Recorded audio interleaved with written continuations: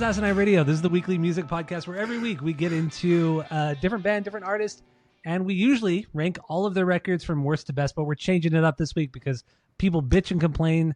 Not going to name names, but some people complain about it. But we're doing Blink-182 this week, but we're not going to be doing the rankings like I said. What we're going to be doing is actually talking about all of their records in chronological order and only talking shit about it. Talking about the worst parts of this band, and that is, why does Blink-182 suck?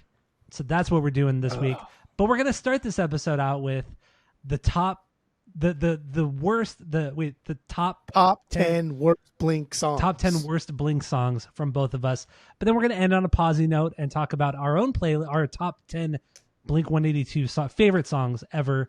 And my list is actually the objective best Blink-182 songs. I can get it out. So no one's going to believe your list at all. This is tough. This is tough. You're an unreliable narrative. You don't believe what you're saying. Therefore, your list is obviously wrong. So, my name is Tyler, and way out there, hundreds of miles away, is Jeff. While you're listening, go to Spotify, Apple Podcasts, give us 5 stars. If you're watching on YouTube, smash that subscribe button. So, yeah, let's get right into this. Let's get into the top 10 worst Blink-182 songs of all time. So let's start with the worst of the worst. You want to go 1 to 10, and then you want to do all of my 10, and then all of your 10, or what do you want to do? Let's just run through them real quick just worst. Just start with the very, very worst. Do you want me to rattle off all of my 10 first, and then you do all of your 10, or do you want to go back and forth? Let's do back and forth, but do it real quick. Back and forth real quick. Back and forth real quick. I think we have the same worst song they've ever done. That's California. Yeah, California is easily the worst song they've ever done. The Beige Little Boxes. This song is truly, truly horrendous. Acoustic kind of thing going on. This is on the California record. It's just really, really, really bad. So California is their worst song, and I'm glad we agree upon that. That's the last time we're gonna do that. Yeah. So what's the second worst Blink song right here? Go, dude. Your obsession with this, honestly, Left Alone. This song is not good, dude. Also from California, from 2016. I love Left Alone. It didn't make my top 10 list, spoilers, but I do love this song. That's crazy. I love this Blink song. I think Left Alone is such an incredible song. It's so fucking good. But so you're crazy for putting this at number 2 on your list. My number 2 is Los Angeles, because Los Angeles is truly a horrendous song as well. God, also from California, just California all over here. It's not that bad though. Los Angeles is terrible. It's fucking bad, terrible. But it's not that bad. It is fucking terrible. It's a bad, bad song. Okay. So what do you got for number 3? All the Small Things. All the small. I mean, I think it's a dumb song. It's a dumb song, but God, dude, there's so many I don't worse like this songs song. I don't like this song. I don't care. A lot of these songs are my worst songs when we get into the chronological order. So I will go into them more when we talk about them. But okay. I guess, yeah. Okay, yeah. So my number 3, remember to Forget Me from 9. You forget me. There's so many bad songs off of 9, and this is just one of them. It's just so over the top production wise, and it just the melodies are awful. They're cheesy. They're dumb. The lyrics are horrendous. These guys are fucking in their late 40s at this point. Why are you doing this? Why are you doing this? So what do you got for number 4? Built This Pool. Ooh, ooh. Okay, so my number 4 is Runaway, also from 9. Yours, Built This Pool, is from California. Built This Pool, I tried not to put the shorter songs on there because those are so easy. I tried, but this one's so dumb. I know Built This Pool is pretty fucking bad. I want to see some naked dudes. That's why I built this pool. Dude, we're way past that. Way past that. But the worst part of that 16-second song is when everything stops and then John Feldman goes, "Is that it?" Oh, God, I hate it so much. Dude, you're not part of the band, bro. Fuck off. It's so fake. It's so fake. Runaway from 9 is my number 4. Like I said, I'm just going to repeat myself. It just bad songwriting, bad melody, stupid fucking lyrics. We don't have to go in depth here. We have a lot to do. We don't have. I know. That's why. That's okay. Okay. Fine. So what's your 5? Heaven. The song sucks. Heaven. Love that song though. I do like that song. It's trash. Plus 44 song. It's the 5th worst Blink song. My number 5 is Bottom of the Ocean. This is on Cali Deluxe. I did put deluxe songs on here for whatever reason. You didn't put deluxe songs because I wasn't being a little bitch like you. Like, oh, I don't want to touch like sacred Blink, so I'm just gonna choose to like. Get the fuck out of here, dude. I didn't know. I did. I told you. I told you with ample time for you to adjust. That's all right. Okay. All right. So what do you got for 6? You're scared to color your hair. You're scared to do good Blink rankings. That's what do you got for 6? I get it. What do you got for 6? Anthem Part 3. And the part 3. Okay, that's stupid too. The best of the anthems. So my number 6 is I Really Wish I Hated You. The best of the anthems. It's the best of the anthems. Number 6 is I Really Wish I Hated You from 9. Man, I really wish I hated you, but oh, it's so dumb. It's so dumb. I hate it so much. What do you got for number 7? Number 7. This is home. You gotta say it like sucks, Luke does. Dude. This song is not home good. like Luke. Home. He kind of goes up. He goes home. Where's he go? Home. No, he ends on a low. Home. He goes home. Yeah, he ends on the low. Semantic satiation, I think, is the word where you say like the word over and over and it becomes fucking weird. I think that's what it's called. My number 7 is weird. It does. And that's off of Neighborhoods. My number 7 is 21 Days from Buddha, their first record, their demo. Just bad, slow, early Blink, not the best. So what do you got for number 8? Home is such a lonely place. Home is such a lonely place without you.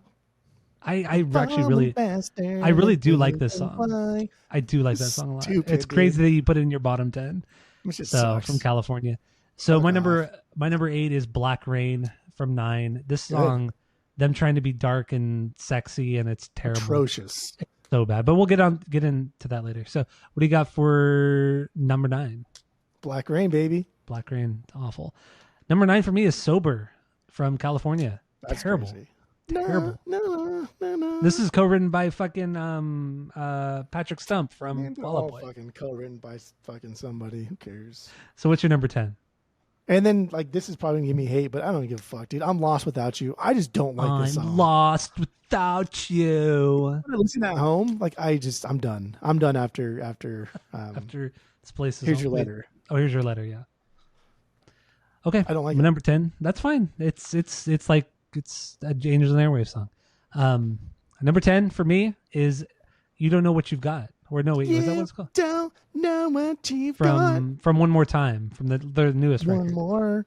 That song is just not very good. It's not a very, very good song. So, okay. Those are the 10 worst Blink-182 songs from us.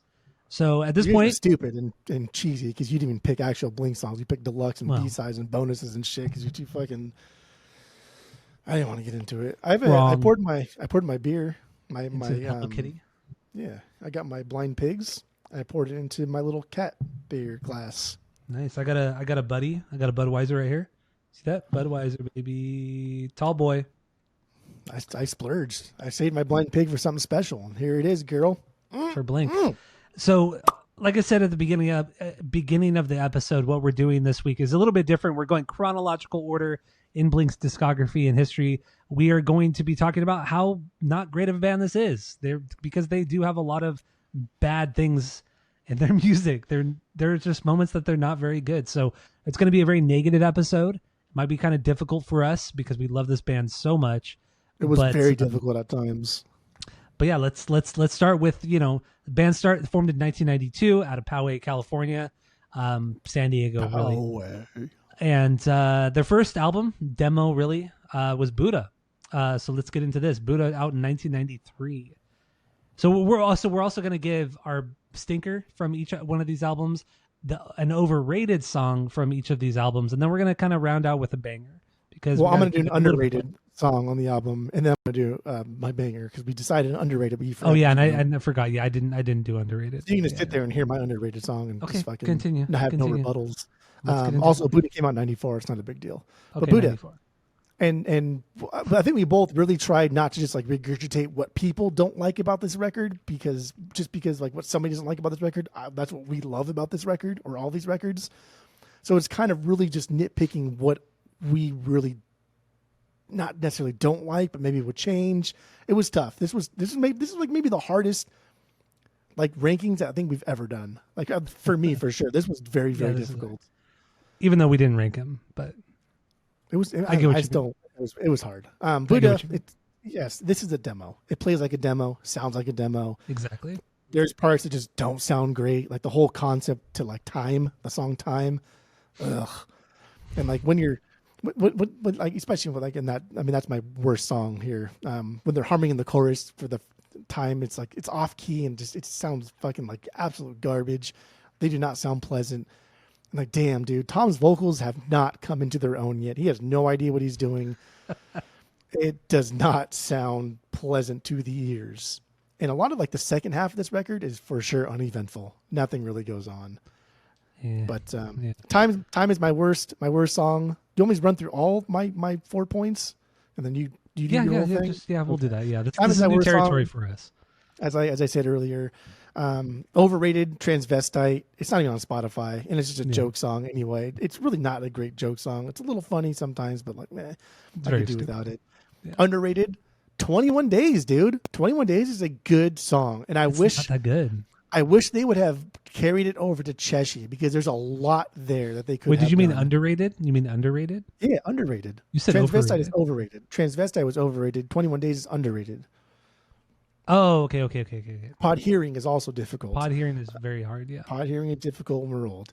Especially when you have a little fucking bitch in your ears because I didn't want my follicles and get all damaged. 21 Days, it's a good song, dude. It's very much. It sounds like this is how Carousel started. Like just this sound of 21 Days, like that's how Carousel formed to be Carousel. Like I don't buy that. Just this fucking first song that we played is now the song that we did together for the first time ever. Like okay, whatever. But 21 Days is good. It's 100% nowhere near top 10 worst Blink songs. That's crazy boy talk. You must have fell on your head before. You're wrong. Best song is Carousel. This version, that's why I put it here. Love this version of the song. It's very fun. And as the lore goes, like this is the first one they wrote together, even though it's the missing from the Fly Swatter EP. But whatever, we'll bypass that point and move on. But yeah, Carousel. Okay. So yeah, I mean Buddha. This is like you said. This is essentially a glorified demo from '94. And you can hear it. Most of the record is kind of not most of it, parts of it are kind of forgettable. It's very, very amateur, both, production wise, songwriting wise. It's very, very amateur. It sounds like a demo, honestly, but a long fucking demo. I think it's 14 songs, something like that. So yeah, and I get why people don't like this record. It's really, really rough. And also they were trying to do things that were a little too ambitious for them at the time. They're trying to like slower songs where they're trying to sing like actual singers, but neither of them can really do it, and it comes off as bad. 21 Days is one of those songs. That's my stinker on this one. The vocals are pretty fucking rough. It's mid-tempo on an otherwise pretty fast album, but it's a fucking mess. Everybody sounds like they're about to fall apart. Scott barely keeps it together. I mean, I think Scott's a good drummer. He was a good drummer, but he played so fast that the other guys a lot of the times couldn't keep up, and it just got, especially when you watch them live, they could barely fucking hold it together. And that's how this whole record is. It's a fucking mess. Transvestite is also a fucking stinker. I don't care. It's just a dumb song. Overrated song, Fentuzler. I don't know why people think this song is really good, and it's fine. I think it's just fine. It's fine. It's fine. So that's my overrated song. I just don't. Whatever. Banger, Carousel. Just you better not put Carousel twice. Carousel's fucking great. If all you do is cheat your way through this whole fucking Blink episode, I'm gonna say something. I'm just being honest. I can be honest, can I? God damn, dude. But so there has to be a better version of Carousel. They both can't like equally perfect. Okay. Well, anyway, yeah, Buddha is not that great of a record. It's not that, and I totally understand people who don't like Blink, why they don't like this record. I totally get it. So, what do you got so Cheshire Cat? Cheshire Cat was the next record that came out, 96, I believe. 90. Dude, I'm getting all the dates all fucked up. You're a year off. That's not a big deal. It's fine. Yeah. Okay. So yeah. So what do you got? What do you got on Cheshire Cat? What sucks about this record? So some people call this their first record. So what do you hate so much about this record? I mean, this really is like their first record, but because of the only founding member of Blink-182 counts Buddha as their first record, you kind of have to go with that. Regardless of what anybody else says, the only person that's been there since the beginning, throughout the entire career, says it that Buddha's their first. It's their fucking first. Piss off. But Cheshi, aside from the obvious fact that this is just a fucking re-recording of Buddha, right? Which, if this is the second record, then like, oh, fuck off. If this is a first record and that's a demo, then that's something different. But like, fuck off, whatever. There's a lot of weaknesses here. The joke songs, dude, they're a bit much. The older we get, it's kind of like, sometimes I'm not in the fucking mood. And like, dude, they're dumb. They are dumb. And I'm not. Sometimes I'm not in the mood. You don't want to talk. You don't want to listen to Just About Done. Fuck no. Fuck you don't. You don't want to know how to throw a dick down the stairs or anything like that. I do not care anymore. Okay. I've known how to do that for years and years. So you've grown up. Whatever that even means. Sometimes I just want to hear, whatever. But then there's also, dude, there's too many fucking songs in this record. There are too many songs that don't have a unique identity to warrant 16 tracks at 41 minutes. If this is your first record in the middle of the 90s, when like pop punk is already a thing, but like Blink is now perfecting pop punk and striving to be what everyone else wants to be for pop punk when they hit Enema.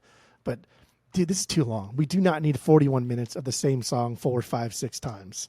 10 songs. This could have been a fucking demo. Like, dude, Cheshi and Buddha both could have been just absolute demos. Yeah, I totally agree. With Cheshi too, it's just the production, the guitar sounds they got. I've never heard a guitar sound like this on this record.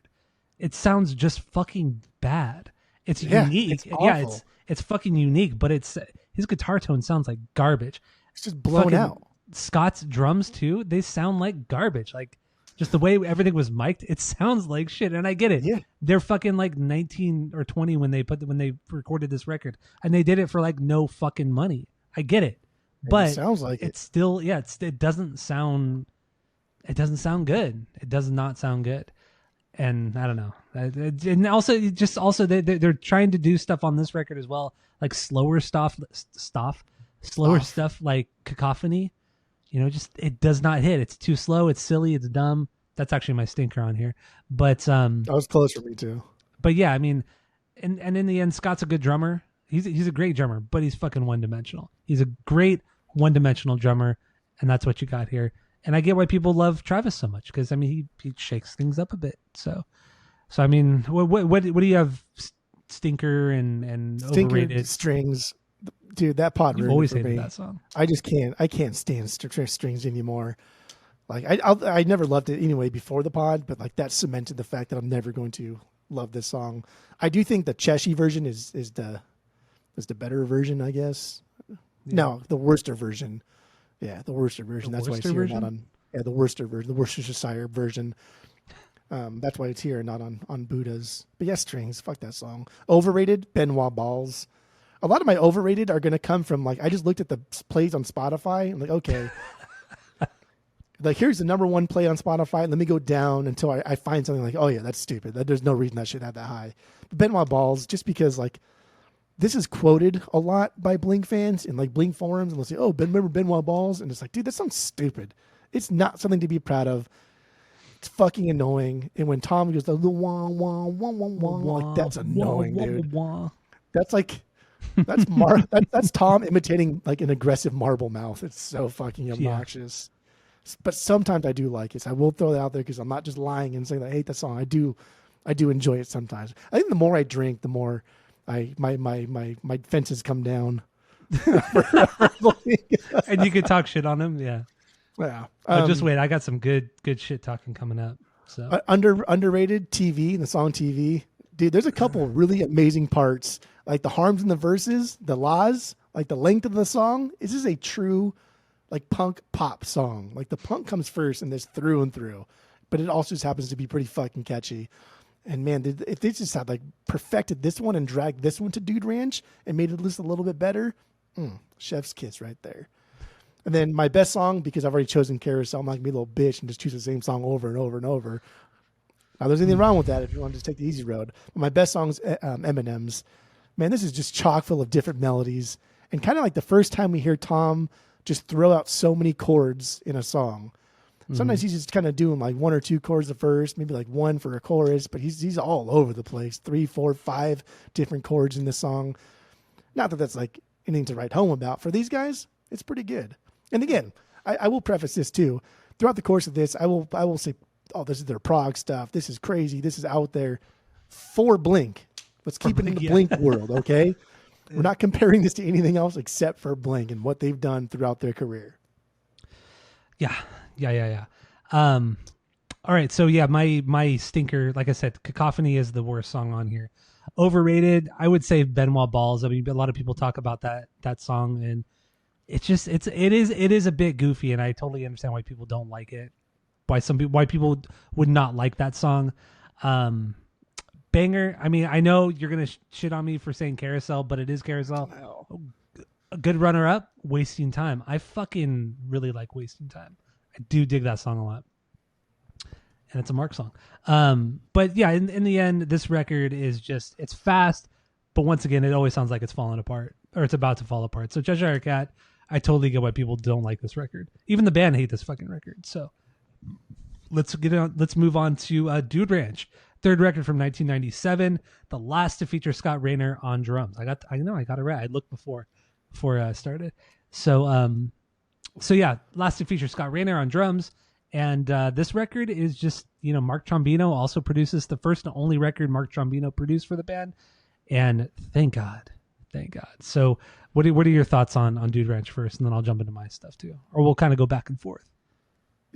Yeah. So for one, again, it's too long.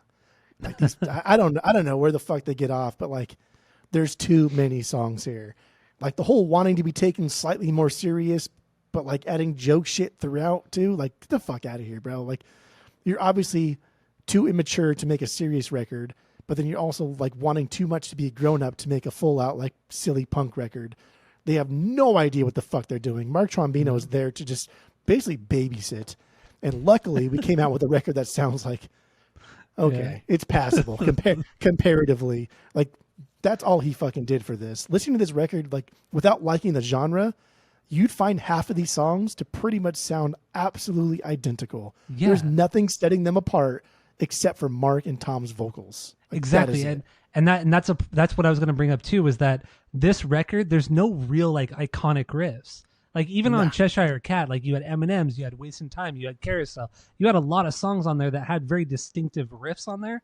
But outside of Pathetic and Damn It on Dude Ranch, there's no riff on here. Like it's just like, let's play as fast as we fucking can. Scott, just fucking, bump that tempo up and we'll try to like keep up with you. I mean, otherwise, yeah, there's no anything iconic on here. And yeah, I agree with you. I mean, if it wasn't for Mark and Tom's polarizing vocals, Tom honestly is at his most nasally on this record out of every Blink record. This is him at the most nasally. And also this is, if you like Mark's songs more, like Mark as more of the band leader more, this is Mark's last band leader album. Correct. After this, everything is Tom led. Buddha through Dude Ranch is all Mark. Mark was the boss, Mark was the dad, it was Mark's band. But yeah, then Tom kind of took over. So if you don't like Tom, I don't get why. So you hate fucking Tom. Never did. Also, those interludes are so bad too. Fucking they're stupid. They're so dumb. And again, it's way too fucking long. And once you get past like Dick Lips, honestly, it's like fucking hit and miss. Like it's okay, that was cool. Oh yeah, like Apple Shampoo. Oh yeah, Josie's dope. But then it's okay. So like my worst song is I'm Sorry, even without the skit. Same here. Fucking too long. I'm Sorry long. Is the worst song on the record, easily. Overrated. New Hope. Like I don't give a fuck if it's like Star Wars related and shit. No, it's only remembered because of the Star Wars reference and shit like that. It's a little bit catchy, but dude, it's so fucking basic. Overrated. It's like the most basic song you could possibly ever. It is. No, I agree. It's one of the worst songs on the record. It's one of the worst songs on the record. But overrated songs, Apple Shampoo, through and through. That song, people fucking go apeshit for that song. If you go on YouTube, so many bands have covered this fucking song. People truly love Apple Shampoo. I don't fucking get it. The band doesn't really like it. The band doesn't even get why the people like this song. It's not that good of a song. Apple Shampoo is a better song than it's so overrated because it's more fun to like play. If I was going to cover a song between Apple Shampoo or New Hope, Apple Shampoo fucking every day of the week. Did you say Apple Shampoo or did you say A New Hope was your stinker? My overrated. Oh, overrated. But no. Apple Shampoo is overrated because people love it and it's not that good. No. I know you said now I can say that you're wrong and stupid for saying that because it's basic. It's a basic bitch song. Like, whatever. It's so good. Like I enjoy it. I'm not gonna skip it, but it's overrated. It's not that great.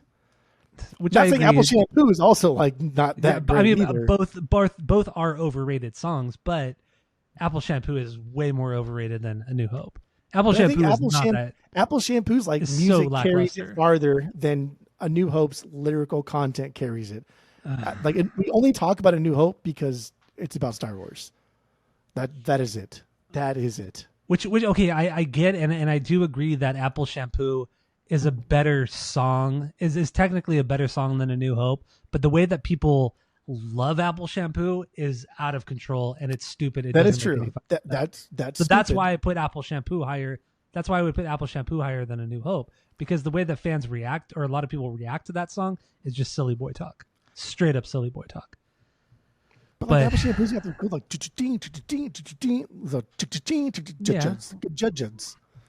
good judges, but otherwise it doesn't have like the best melody, the best chorus, or anything like that. It's an okay song on the record. It's an okay. I think this is exactly why like people hate fucking Blink, hate Dude Ranch, hate this era of like pop punkage, just because like dude, this is.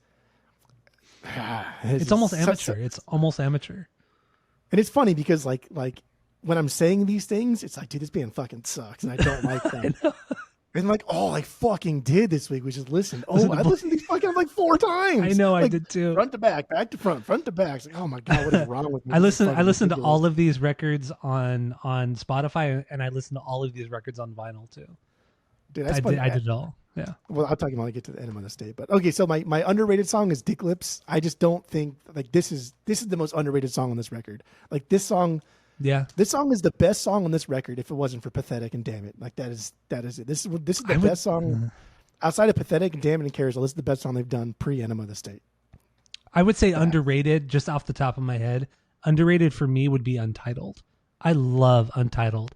Just the palm units. All we care about is the blowjob. That's all we care about now. As soon as you've heard that live version of it, you don't give a fuck what Untitled sounds like. That's it. All right.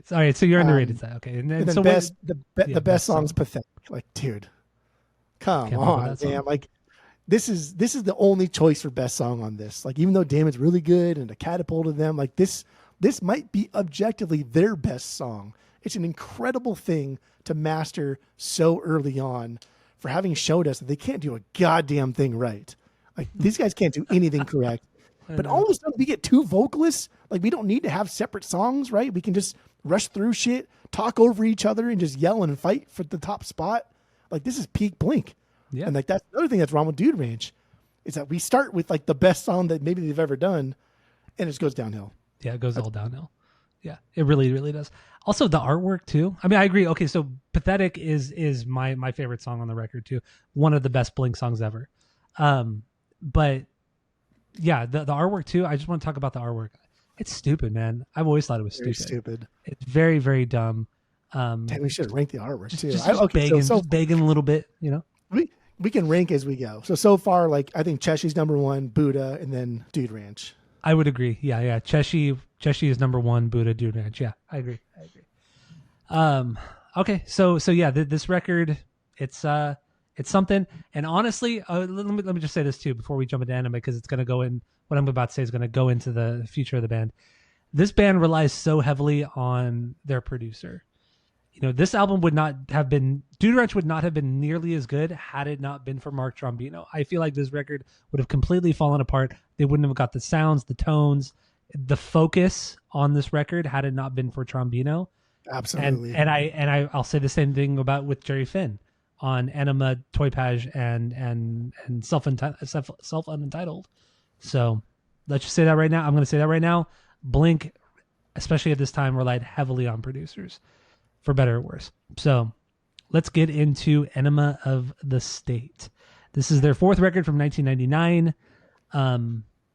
What do you got? I mean, this is arguably their breakthrough record. So what do you think here? So like the 2 biggest things I've always complained about, I will always complain about, Travis and keyboards. Those are the only complaints that I have. That's it. But there's way too many keys on this record. There should have been 0. You just don't need it. these guys can fucking play. Let the kids play, dude. I say it all the time. And Travis, like, never have I heard a record that shows the fact that the drummer hasn't been a part of the band for very long. Hey, let's write songs and then give it to Travis. Like, dude, it's stupid. Like, it sounds like these guys have never even met each other. Travis may have as well been like a studio hand. Like, it does not sound fucking cool. And he essentially was a studio hand. He was hired on as not an official member, but as a touring and session guy. He has no publishing rights on Enema of the State, nothing like that. He essentially got screwed over. Because he didn't do anything. Well, he shouldn't do anything. He didn't write any of these songs. All he did fucking just play obnoxious and fucking loud. He helped arrange the songs. All he did was play obnoxious and loud. And we'll get more into the Jerry Finn and Travis thing, I guess, on the main episode. We talk about Mark's book a little bit more, but like I get like why. I'm glad Travis stayed. I'm glad Travis stuck around because then we got Toy Page, which is a better record. But dude, Enema is just Travis is too fucking much. It's almost unlistenable sometimes. It's like, dude, stop fucking doing that. Stop. It's like overacting. I know it is. Yeah. Watch the Elvis movie, the one a couple years ago with Tom Hanks as the captain, whatever the fuck it was. Elvis's like manager. Anyway, Tom Hanks plays the Elvis movie that came out, directed by Baz Luhrmann, who did Romeo and Juliet. Amazing movie. That's probably why I didn't watch it, because that movie sucks. Let's get the fuck out of here. But the Elvis movie was actually really, really good. It sucks. Okay. Okay, whatever. But the Elvis movie actually was really, really good. And Tom Hanks plays Elvis's like manager, but they call him the captain or some shit. I can't remember the general, the sergeant, something like that. And Tom Hanks just overacts, dude. It's just like everything he does, he tries so hard to like control the room with his acting, where it's like, dude, that's just, you're doing too much.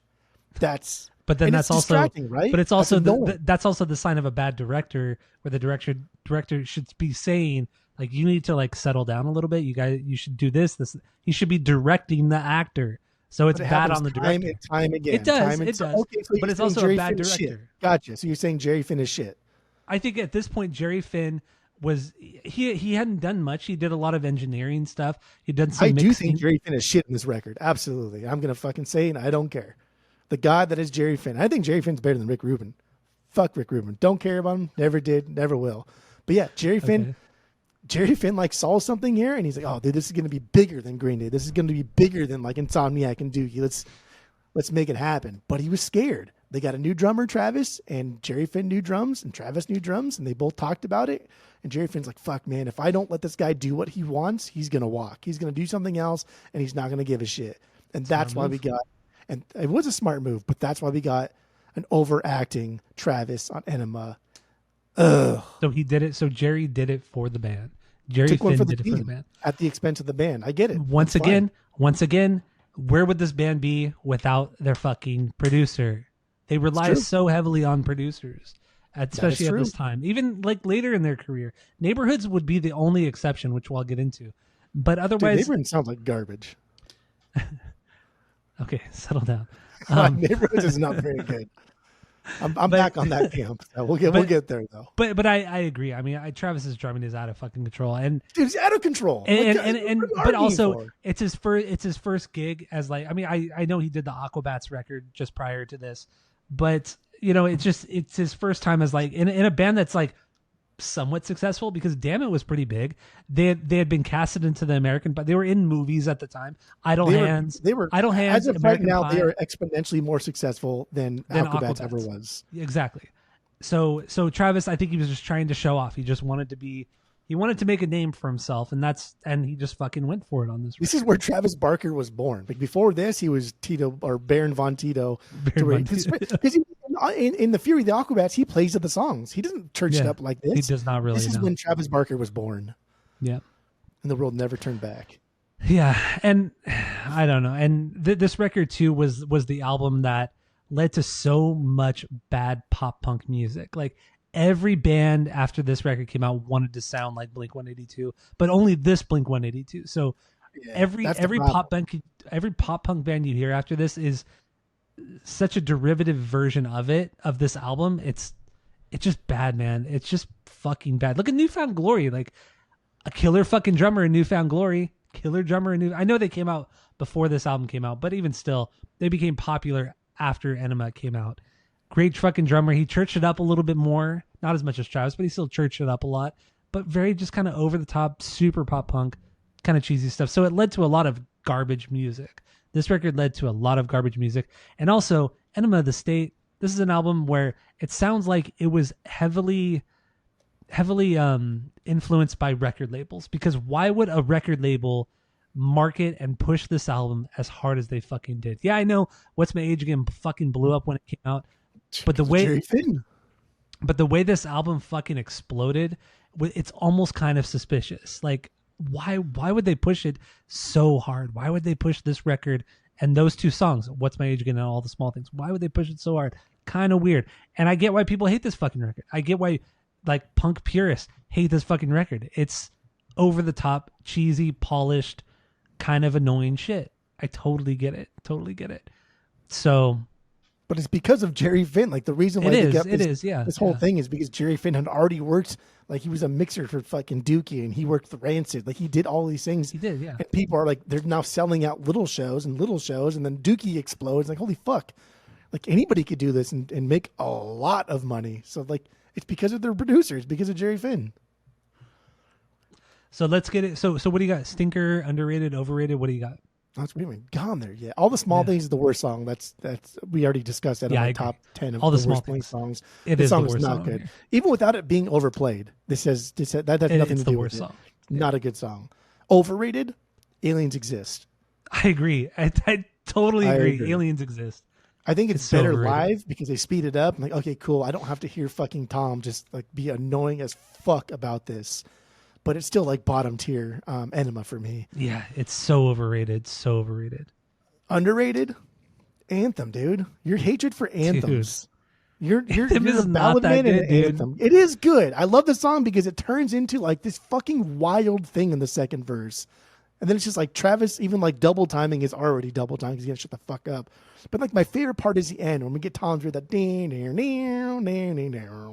and that is like that. Those whole like, there's like 4 or 5 different notes that he plays there, all based on like it was like a B or something, whatever the fuck he does. That's Tom's entire like livelihood is those like 5 or 6 notes. Every riff he has ever written is just based on those fucking things, and he's showing us right here.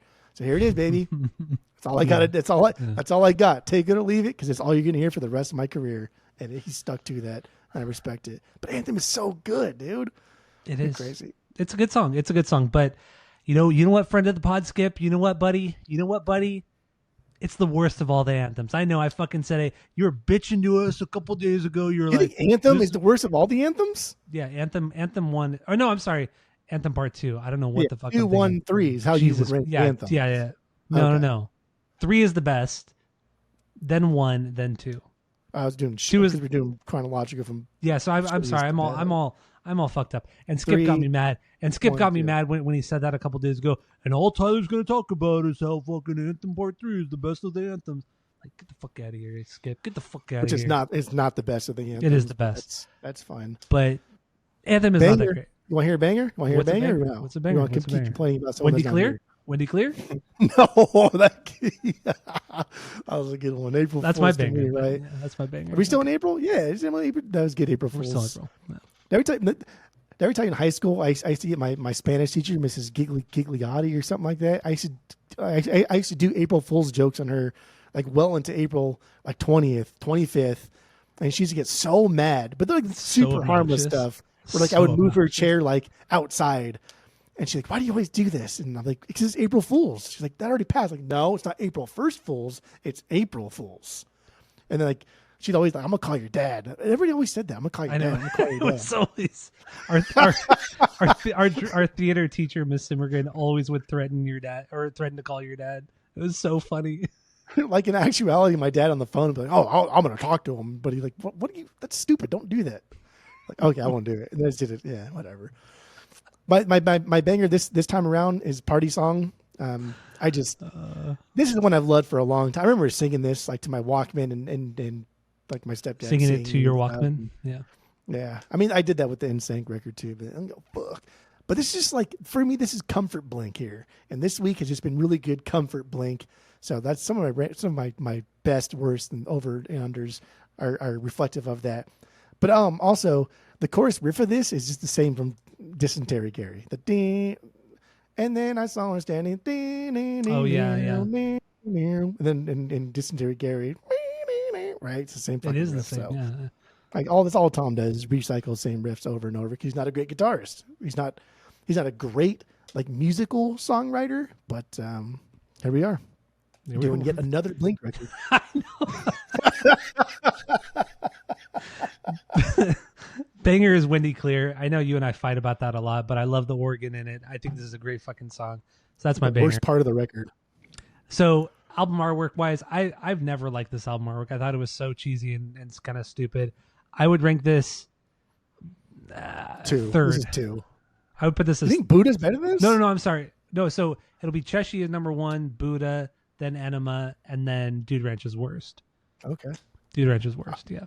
I would put this above...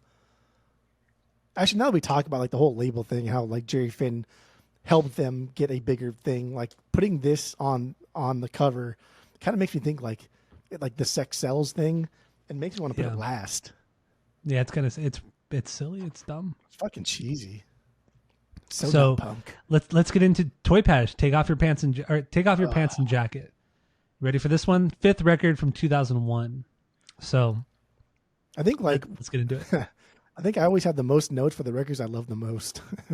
Like the most like hate the most negative stuff. I love the most. Yeah, stuff I don't care about. Like I don't have that much. But yeah, Toy Patch 2001. The whole image overhaul on this record is fucking ridiculous. It's so goofy. It's like, dude, you guys, come on, bro. Like first of all, you're too old for this. And then yes, I agree. The big problem is Anthem Part 2 as the opener. Terrible. Like, dude, I rail against like parents and like getting angry that everything's their fault. It's like, dude, you're fucking 30 years old, my guy. If we're fucked up, you're to blame. Come on, man. Just straight up bad lyrics. Those are very, very bad lyrics. It's so fucking goofy and so dumb. I also hate that song too because I got a ticket when I'm driving to school for it. But like the whole record is just chock full of like teen angst or like teen romance, and it feels just so gross to love. Like this record coming from a grown ass man, like 2 like grown men listening to the record, and like, dude, like, are you talking? Like, these guys are already in, like, really, like, they're married, right? Like, Mark was already fucking married. So like, was he's Tom. Done. Tom was already married. I think his wife at the time was pregnant too. So like, they were. You guys get the fuck out of here. Like, this is just weird. It's. I find it disingenuous. I find it something that's going to prey upon the kids. It's a record that was made to be a hit machine and prove like how edgy Blink still were. And I think you could one-liner this record with slightly evolved but predictable. Like when you compare it to like everything they've done. Yeah, I mean, especially when you look at not only the songs but the marketing for it too, and all of that. I mean, this is like the darker. This is essentially Enema of the State Part 2, 2.0. Yeah. That's what this is. You know, even for like beat for beat. You know, you have Rock Show is What's My Age Again. All the Small Things is First Date. You have your ballad, Adam's song. You have your ballad on here, Stay Together for the Kids. And then you have like fucking beyond bangers outside of that too. So it's like you have all that. Travis is still fucking churching it up way too much on this record. There's a lot of churching on this one. Super slick production as well. But marketing wise, they also added an edgier element to them. They made the album cover black. They sideways hats. They had sideways hats, baggy pants. And when you open up the CD case, you know, the picture of the band, they're all wearing black. You know, black baggy Dickies, black shirt, black hat. You know, Tom had the black fingernails. So it was just like this edgier thing, and it was just like, okay, the kids who were in middle school during Enema of the State, they're in high school now. They're rebelling more, so they're going to relate more to this era of the band. So they dressed them up differently. You know, it's just it was just so of its time and just so record label. It's just like it just reeks of like record label interference in a way. An entire image overhaul when you're only 4 or 5 records deep, and you're still like a nobody, like comparatively to like Green Day, right? Like you're still Blink. And when this hit, they became something massive. But like you don't need an image overhaul, dude. Yeah. You didn't even have an image before this. They wore like normal clothes. They were wearing like Quicksilver and Hurley and shit. But honestly, because they were wearing it, kids fucking ate that shit up. They loved Hurley. They loved Quicksilver and all that. But then also after all of that, the guys in Blink and they all thought, oh, why don't we just create our own clothing line? Our own thing. In Atticus, in Macbeth, in Famous Stars and Straps, sell a shit ton of fucking merch, and it's our merch. We don't have to pay anybody out. It's our fucking stuff. So it's great from a business standpoint, but it just comes off as very. Which even saying that, right, is great from a business standpoint. Like that thing, true punk purists would think that sentence has no business being in punk music. Because that's just like capitalism. You're the straight up, them being capitalists, and that's not punk at all. It's like you gotta fucking live in a squat. You gotta, you have to gatekeep everything to be a fucking punk. I mean, at least at the very fucking least, you should hate the man. And all Blink is now going to be talking about is hating relationships and being dumps and parents and like being dumps. Yeah, being dumps. Being dumps. Being dumps. And also the joke songs on here are just so dumb. Come on, fuck a dog when you fuck grandpa, which was when you fucked Hitler, and then Mother's Day. They're bonus songs, but I mean they were still joke songs. And the whole story is that, they went to the record label. The record label wanted to hear some songs off the new record, and they thought it was funny if we just show them joke songs, and the label was just horrified by this.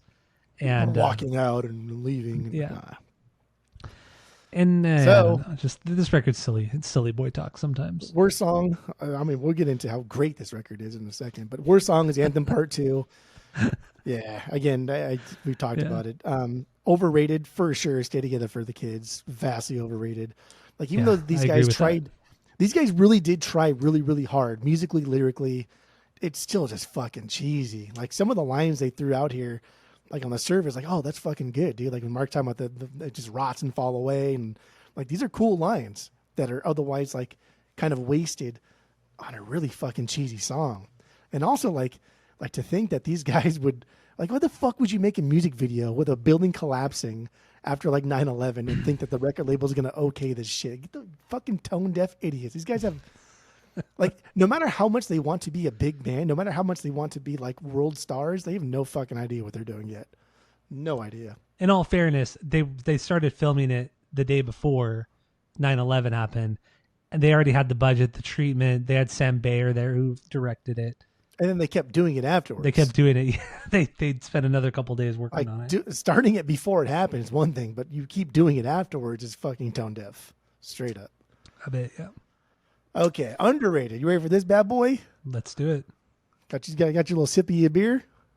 Okay, Story of a Lonely Guy. Story of a Lonely Underrated? Guy. Underrated. Here we go. That's I know it's a throwaway song for so many. Stinker. That's my stinker. I know it's a throwaway for so many, and like it's like the third lowest listened to. It's a third lowest listened to on Spotify after Happy Holidays and Shut Up. But it's a great song, and like it's only trying to be middle ground. It's an easygoing pop punker song. Tom's delivery is so slacker. It's so fucking good. He just does not give a fucking shit on this song. Mark barely does any harms. It's like this song is not about like vocal. It's about like where we're going from the cool drum or from the cool like instrumental parts, because we get really rad parts. Tom guitar slides, especially like the little things in the chords, like those things, and then we get an actual like pick slide going down into like the chorus, and like we all get this. It's a really cool song until we get to like the bridge, and then we get the best chick on the entire record when it's like, and then we get that back into the last part of the bridge. It's a good fucking song. Don't focus too much on the vocal deliveries. Focus more on the music. It's good. I mean, it's honestly the stinker. It's the worst song. It's my least favorite. That's silly boy talk. That's silly boy talk. And I do agree. I do agree. All you do is talk shit at Anthem Part 2, and you're gonna put Story of a Lonely Guy. Story of a Lonely Guy is a lesser song. It's a lesser song. Barely, but it is. I agree, though. Overrated. Stay Together for the Kids, through and through. Overrated song. Really, really dumb song. But yeah, Story of the Lonely Guy. Story of the Lonely Guy. Of a lonely guy. Jesus. It's okay. I get it. Like this week, you probably just copy and pasted the same thing you've always thought over and over and over, and that's fine. I'm trying to sit here and give you a new perspective on a band you've never heard before. My banger online songs. Of course it is. Typical. Typical here. And what are you gonna say? Oh, that's so good that they can't even play it live. Fucking skip. So yeah. I get when people cry like and whine like Mark's bass line is so simple and this, like get the fuck out of here. This is a great example of them like pushing themselves as musicians and trying something they aren't comfortable with. That's why they don't play it live. But like, you know, Tom's riff is complicated. Again, we talked about earlier the prog thing and complicated. It's complicated for him. It's a complicated thing for him to play. That little quick drum roll into the last end with a like that thing. A little proggy, a little fun. And that's why they don't play it live, because this is way too hard, way too complicated of a song. And this is early in the record. Second song. So this record's heavy, man. This record is so heavy compared to Enema. It's so much fucking better. I don't give a fuck anymore. Right. Talking about Enema's banger. Banger. Every time I look for you. This is a top 10 Blink song right here. The back and forth vocals. I fucking love it. Super catchy riff. Great melody. Awesome fucking song. It's crazy that this is not your number one. I get it. Online songs is great, but it's good. The song's better. It's a good song. It's a good pop version of Pathetic. It's a good pop version of Pathetic. So let's get into the self-entitled record, or self-titled, blink-182. This came out in 2003. This is my favorite Blink record. I think this is your favorite Blink record. This is a lot of people's favorite Blink record. Don't think for me. Okay, well, too late. I did it. But yeah, 2003, the last record they put out before the first breakup of the band, before Tom leaving the band for the first time. So what do you got on this one? Why does this album suck? I got a lot of shit here. I got a lot of stuff here. Why does self-titled records suck? Okay. Go. Here's why this sucks. Because it's just so over the top. It's so much. Like, experimenting is fine, but why the fuck is there somebody talking on this record that's not in the band reading a fucking letter? And why is that letter not at the end of the record when it's not a concept record? Whatever. Having a slow ass like wannabe ballad just so Robert Smith has something to like boring to sing along to. Fuck off. And then closing with an even slower, shitty ballad. Fuck off. That fucking piano outro to Miss You that goes on for far too fucking long. And when they play it live, they fucking and they do that outro for like 2 fucking minutes. It's way too long. Yeah. You don't need to do it even fucking for 1 second. You just, all meaning is lost. We don't need that outro. And the fact that we don't need so much marking down, dude. Like, so I'll get into down a little bit. The down. Like, this is a fractured band that already started like showing they're coming apart at the seams here, and like you said earlier about the Mark band versus Tom band, like we've seen that through like song leads, and now we get this, and it's just like, dude, you guys, like this is something, but I could tell you guys are not. Yeah, you're not who you were. You're not who you were, and this sounds like no one's having a good time, even though you think that you're having a good time, but like everyone's fucking miserable.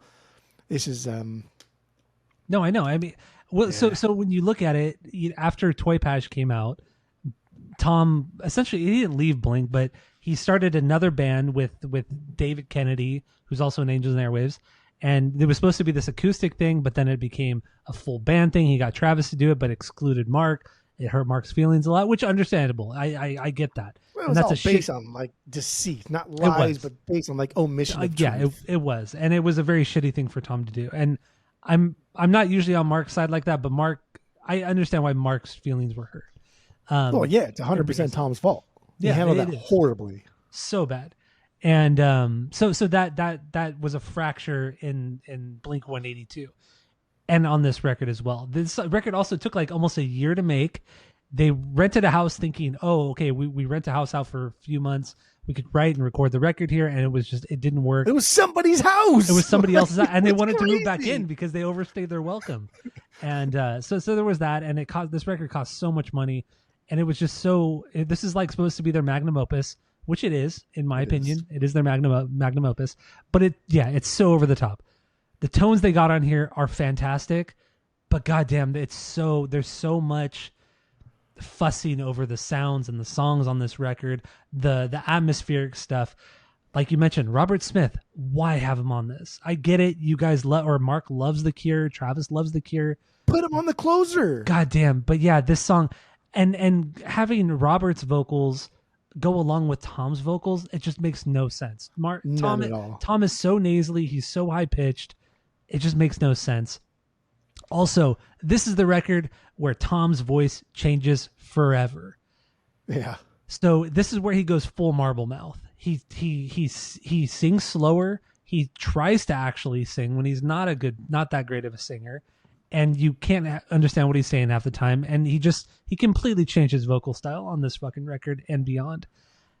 Most of the songs are cut in half tempo wise. So if you like punk music, if you like pop punk music, this is not for you. If you like post-hardcore music or hardcore music like Fugazi and all that kind of shit, the emo stuff from the 90s, if you like that, you're going to hate this record because this is just a watered down version of that. That's exactly what it is. This is a gateway record into bands like Fugazi and the emo scene in the 90s, but that's pretty much it. Like, this record doesn't do anything, doesn't hit any sort of genre perfectly. It just pools a bunch of genres into one record, and that's what this is, for better or worse. And I totally get why people don't like this record, or why purists hate this fucking record, I should say, because a lot of people do love this record. But yeah, it's just, there's so much going on here. It's so fussed over, and the band or at least Tom was such a dick about everything. Mark was so hurt over everything, and Travis having no personality at all, just offered nothing to the whole thing. So this record's wild. Stinker, I'm lost without you. You hate this record. You hate this record, dude. But you agree with me, right? Hate it. You agree of course with me, I right? do. Yeah. Absolutely. I mean, also, when fucking Feeling This came out, that was the first single that came out. When that song came out, I didn't like it. I heard it on the radio. And I'm like, what the fuck is this? This is not what I want. I don't like this. But I mean, obviously it grew on me because, this is my favorite Blink record. But yeah, when I first heard it, I didn't like it. Okay. I was a little punk metal purist. What the fuck is this shit? It's post-hardcore shit. Well, PPM, that's right. Yeah. PMP. So, yeah, I'm lost you. without you. Also, dude, this Tom's voice is so fucking great, and he goes on and on and on and on and on and on for 6 minutes, and there's nothing going on in this song. The song does not need to exist. It's not even a good Angels and Airwaves songs. And Angels and Airwaves isn't that good. This is not. Come on, Angels and Airwaves is not that good, bro. Nostalgia hits hard with Angels and Airwaves, but they're not a good band. Wood and Toe is not a great record. If you take the nostalgia goggles off, Wood and Toe is not a very good record. But overrated, down. I think this suffers from the Everlong effect. Once you hear the acoustic, or once you hear Tom play this by himself, that's all you ever want to hear. I don't give a fuck, dude. I don't want to hear Mark in here. I don't want to hear the 2 minutes after it. And he's always off key. Don't need it. Whenever Mark sings the down part, he's always off key live. And Never sounds good. Dude, and then watching him try and record. And then Mark's always been pretty self-aware about how shitty of a singer he actually is, and they church it up in the studio. So it is funny to watch him sing the down. No. Stop it. No. So I do appreciate that. But yeah, down that song was fucking overrated. Underrated. Actually, I'm gonna do my banger, and then I'll end with underrated. That way, that'll be okay. cliffhanger. That's fair.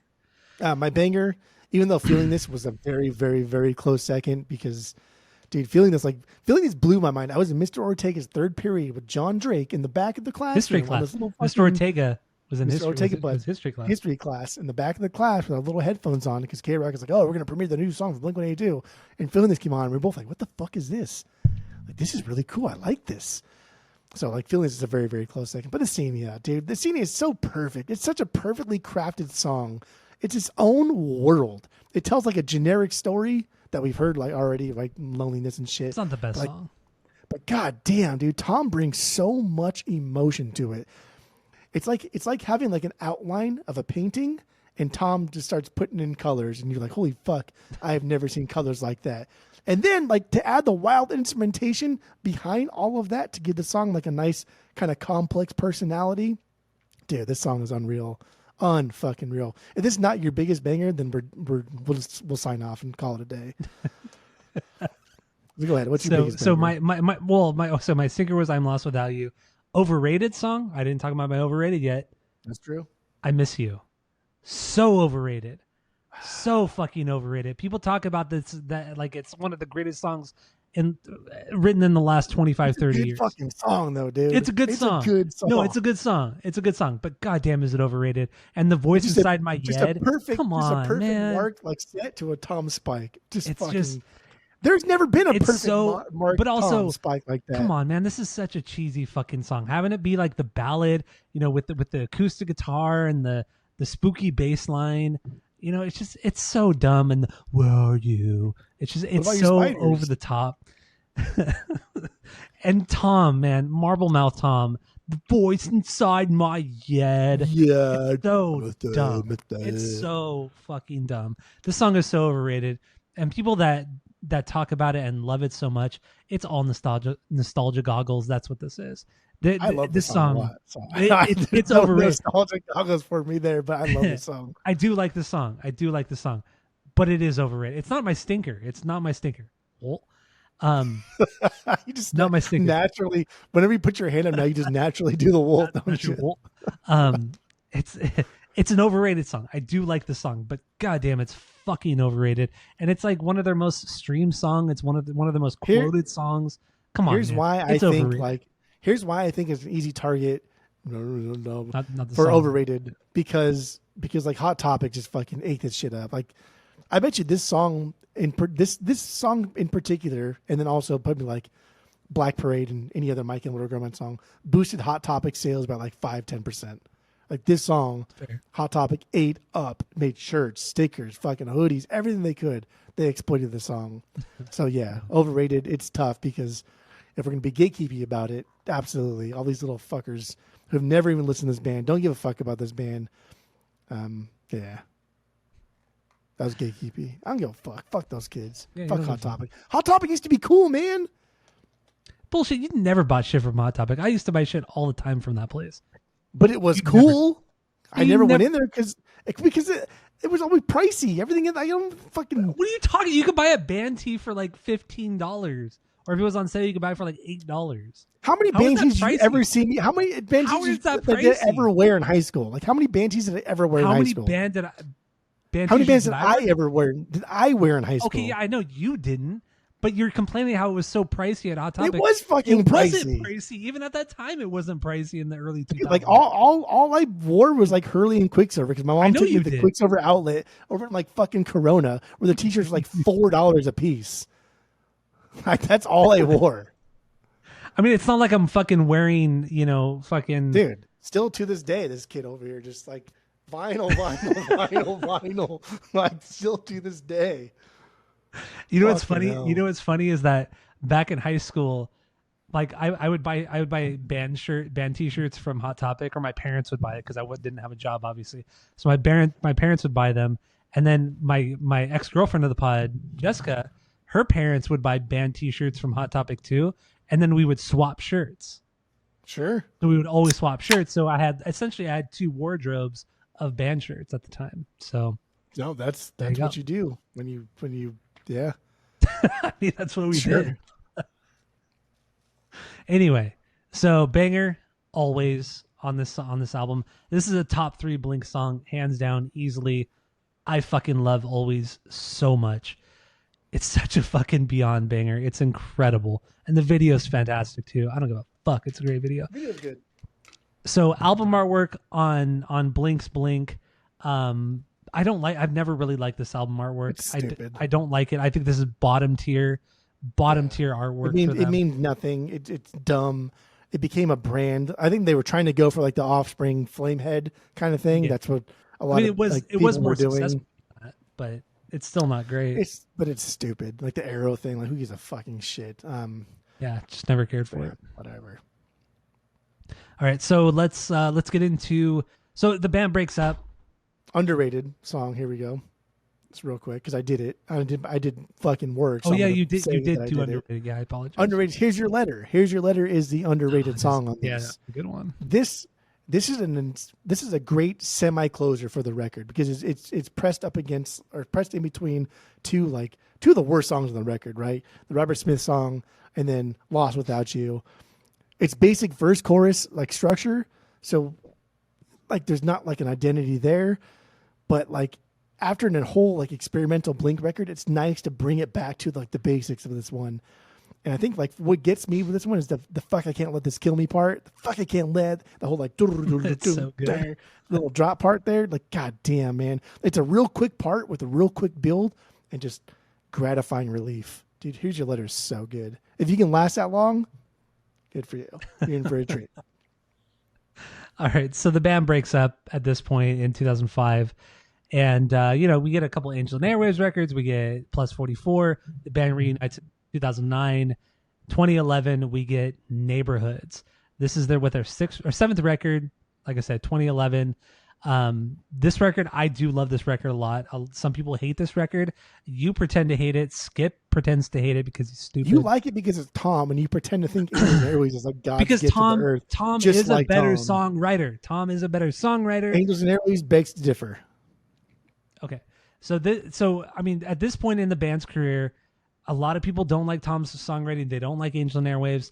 And on this record, that's very, very Tom heavy. It's very Angel and Airwaves-esque. Mark doesn't seem to have a lot of input on the songwriting on this record. It's so Tom heavy, whether they're Tom led songs or just Tom sounding songs in general. It's very, very Tom, very Tom, very Tom. Very Tom. So yeah, what do you think on this one? You said that you don't like it as much as you used to. You said this is bottom tier because you're stupid. But yeah. So first of all, I'm gonna keep going on this, dude. Angels and Airwaves is not a great band. They are not. Wooden Toe holds up because we at that time like we went to both their first two shows and we were like obsessed with music or obsessed with Tom and Blink. Yeah. But like an objective like outsider coming in, Wooden Toe's not a great record. It's fucking stupid. It's not. Like objectively, Lifeform is probably their best record. Like, yeah, I would say objectively, yeah. I would say objectively, Lifeforms is their best record. Yeah, you're right. So like whenever you say like Tom is the better songwriter, like no, dude, the report card begs to differ because Plus 44 is I shouldn't say exponential because exponentially increases like with each tier. Like it's a scale. It's dramatically better than anything Angels and Airwaves have ever done. So Tom is not the better songwriter. He's only the better songwriter when he has Mark to kind of like push him along a little tiny bit. But like when Mark's there, yes, Tom is the better songwriter. When Mark is not there, Tom is not the better songwriter. Fact. Yes. Anyway, correct. Neighborhood. Like, dude, we waited 10 years. Neighborhoods. Neighbors hoods. Like, if all the neighbors had hoods on, oh, those are cool neighbors hoods, dude. So like, if we waited 10 years for this, like this is what you fucking did. Oh god, the fuck out of here. This is just like a better Ava record. Mark tolerated this shit in hopes of like something bigger and better, but Tom just recycled riffs, ideas, and just snuck in a fucking Ava record. That's all he did was just sneak in a fucking Angels and Airwaves record. And his little sneaky sneaks. Off. Little sneaky sneaks. Dude, Tom is a little sneaky snake, bro. Again, the main episode, we'll get into the book. Obviously, like everything's two-sided, but like, yeah, dude, he's a sneaky snake. He's a snake. He's a snake. Even though this band does well when Mark is laying like the vocal foundations and allowing Tom to explode with his vocal deliveries, right? Like, and I Miss You when Mark's setting up with everything and hello there, and Tom goes, where are you? Like that's the best 1-2 in all Blink history. Get the fuck out. When Tom comes in with the where are you, that's the best 1-2 in Blink history. And that's pretty good. There's killer songs on this record. Sorry, there's killer parts on this record, but I don't think there's any one song on this that stands as like top 10 Blink tier. I think there's a lot of parts on here that like, holy fuck, that was a really good chorus, or like, holy shit, that bridge was like some of the best I've ever heard, or like, fuck, man, that verse was incredible.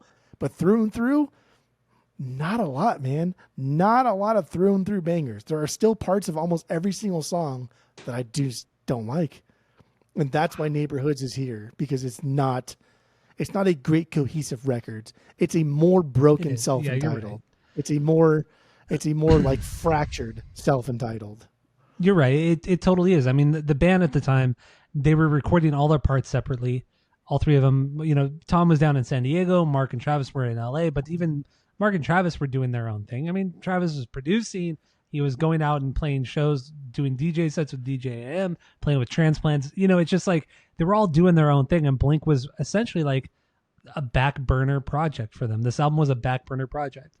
Maybe not for Mark, because Mark, like when Blink is active, that's all Mark does and thinks about. But yeah, I mean, it's still a fractured band. The only reason why the band got back together was because Travis almost died in a plane crash, and Tom came back to the band, and they thought, okay, well, let's do some tours, which we went to that first tour you and I did in 2009 or 10, 2009 or 10. I don't remember. We went to that tour in Irvine, remember? Irvine Meadows? I don't remember if it was 9 or 10, though. Yeah. So we went to that. So, but then, yeah, it's just everything about this. You can see it then, too. It was like there was no fun. It wasn't the same same on stage. No, the jokes weren't hitting. It just felt awkward and kind of weird. It did feel awkward. Yeah. And I mean, at this point, Jerry Finn had died. He had died, I think in 2009. I think he died in 2009. And Mark talks about that in the book and how like he was very resentful toward Tom because Tom didn't go to his funeral. Yeah, that's fucked, man. It is kind of fucked. Like that's fucked. Super fucked, dude. It really, really is. Considering what Jerry did for the band and how close they all were. Like Tom wouldn't have his fucking alien thing, and he wouldn't pretend to be in line with all the top naval officials like he always claims to be. Had it not been for Jerry Finn, like Tom wouldn't have the money to do this kind of shit. Yeah. That's just fucked. That's just disrespectful. Yeah, so I mean, in the end, this is a very Tom-heavy album. If you don't like Tom's songwriting, if you don't like Angel and Airwaves, you're probably not going to like this record. And I get it. Totally get it. Full Marble Mouth as well. Also, because Jerry Finn didn't produce it, they didn't want to go with somebody else, so they self-produced it. Love or to hate it, I get why people hate it. There are parts that are truly blown out. Like, there's some shit. Definitely hate it. I don't think it's the worst thing they've ever done from a production standpoint. I think a lot of the Feldy shit is way worse than this. But I don't know, man. It's just it's a haphazard record. It's all over the fucking place. But the one, I can't say anything positive about this record. I gotta only be I'll do it. Yeah, only your banger. Only be negative. And if you had an underrated, you could have done that too. But you fucking failed to do that. So a couple things with this record I want to talk about. What the fuck is Love is Dangerous and Fighting the Gravity? Yeah, they're technically kind of, I think, yeah, they're technically bonus songs or deluxe songs, but what the fuck is going on with them? I mean, those songs are just so fucking stupid. They're dumb songs. They are so stupid. I love singing them, but they're fucking dumb. Especially, I like singing Fighting the Gravity too, because I like trying to get like, the gravity. I do like the chest out thing and like chin down as low as you can possibly go. Like Grandpa Indian. Like that. We don't laugh at the Grandpa. There is a Grandpa Indian over at Tapantika. Yeah, I know there is. He does talk like that. It's funny. I laugh and I giggle. But so there's that. But then also like the Heart's All Gone intro. There's no reason for that. It's like 2 minutes. A little over 2 minutes. The intro. I hate the intro. Really it's so unnecessary. So stupid, so unnecessary. And then also when they came out with the deluxe version, they put Snake Charmer, which was a deluxe song. They put Snake Charmer right in the middle of the fucking record. Like why would you do that? It was weird sequencing. It didn't make any fucking sense at all. Yeah, it's confusing. And it's weird. It's weird. But in the end, this record is just like it's super fucking Tom heavy. And if you hate that, then you're gonna hate this fucking record. But you like Ava, you like Tom, you like U2, you like Coldplay, you like all those things. So that's why you like Neighborhoods. I get it. It's fine. Not a big deal, dude. So yeah, anyway, Stinker, Love is Dangerous, fucking dumb fucking song. It's a dumb song. Overrated song. Over This Is Home? Yeah. Oh yeah. Love is Dangerous. Come on. This Is Home is a much better song than Love is Dangerous. Get the fuck out of here. Okay. Overrated, Ghost on the Dance Floor. Opener. Oh, that's what I put too. I put it down. Yeah. As overrated? Yeah. Yeah, for sure. I still like the song a lot. It's fine. It's got cool parts to it, but like overall, it's an Angels and Airwaves song with a dude just like laying on the keys the whole fucking time. Yeah, the main riff, so loud. The main riff is too weak for an opener. This should not have been an opener. This is their weakest opener. We build up to a weak chorus. That chorus is fucking weak, people. It is a weak chorus. I'm like, come on, dude. We're an opener here in a self-produced Blink record. Get the fuck out of here. I would argue this is their worst opener. Ghost on the Dance Floor is the worst opener. Even on Cali and 9. Cali and 9. Anthem Part 2? Anthem Part 2 is a better... Okay, so Anthem Part 2 is not a better song, but it's a better opener to an album. Much like Cynical is not as good as Ghost on the Dance Floor, but it's a better opener for the record. And then, what is it? I forgot what the first song off of 9 is right now. You think Ghost is better than a better song than Cynical? Oh, 100%. Yeah, 100%. 100% better than Cynical. But as an opener to a record, Ghost is the worst opener they've ever done. Hands down. It's terrible. But I love the song. But yeah, worst opener. Overrated What's song. their best opener? Pathetic? You think Pathetic's their best opener or Feeling This? Oh, that's a tough one. I would say Pathetic because Pathetic is a better song, but Feeling This is it's a better opener because it's a better thesis statement to the record. But Pathetic is the better song, but once you hit Pathetic, it never gets better than that. But also like when Dumpweed hits, I'm instantaneously excited. Which is a great, and it's a great opener. Yeah, it's a great opener. Yes, just I know. Like just even the first ring out, I'm like, oh fuck yeah, let's go. I get so hyper. Oh god damn. Well, look at Carousel. Carousel is the opener on Cheshi. Look at that. Yeah, but we already heard it though. It's already twice. God, you're the worst. Twice forgone. All right, so Neighborhoods. We good on Neighborhoods? I mean, our bangers. Oh yeah, banger. What do you got? Banger. After Midnight. That's my banger. I don't give a fuck. It's cool. Love that it's song. It's cool because we get a more explosive verse from Tom and a level-headed chorus. Like, so the roles are kind of reversed, right? Because usually we hear like Mark kind of like set Tom up and then Tom spikes it. Here, Tom's already spiked it and Mark's just kind of like looking for the ball, but it's still fucking really, really good. Yeah, it is. It's so funny. It's a good fucking single, dude. It's really, really, really good. All right, so What's your banger? My bang. I'm getting into it. Relax. Even if she falls. I mean, my underrated song. Even if she falls. The last song. I know it's a bonus, a deluxe the song. The verses are stupid though, dude. That's the verses aren't good, dude. The verses are great. The chorus is like some of the best shit Tom's done. Yeah, the verses are. The chorus for sure is like one of the best things Tom's done. Yeah. But the verses are like, nah. Like I tolerate the verses because like it's like a slice of pizza. Like I tolerate the crust because the pizza itself is fucking delicious. The verses are like the crust, where the chorus is like the pizza itself. Done. Okay. So that's my banger. Underrated song. Underrated song. What do you ready got? For this? Underrated. Yeah. I did my homework. You need to do your homework. MH412 2011. That's my underrated song. Okay. Because a lot of these things, I literally just look at what the Spotify had as their least favorite, and this is like. It's like bottom tier of this record. Like, are you fucking kidding me? Like, that's crazy. That's crazy. This is not bottom tier Neighborhoods. Get the fuck out of here. I wouldn't say it's underrated, but it's good. But it based on the listens on Spotify, this is like the top. This is like either the least listened to or bottom tier. I mean, honestly, it's one of the lesser songs. I like bottom tier on Neighborhoods. I get the fuck out. I get it. I get it. All right, so let's move on to what comes out next. We just have an EP that comes out in late 2012, late December of 2012. The last to feature Tom in the band before he left for the second time. Dogs Eating Dogs EP, 5 songs. Yeah, 5 songs on this one. And self-produced as well. Kind of backstory on this one. This EP, these songs actually came from them actually jamming in a room together.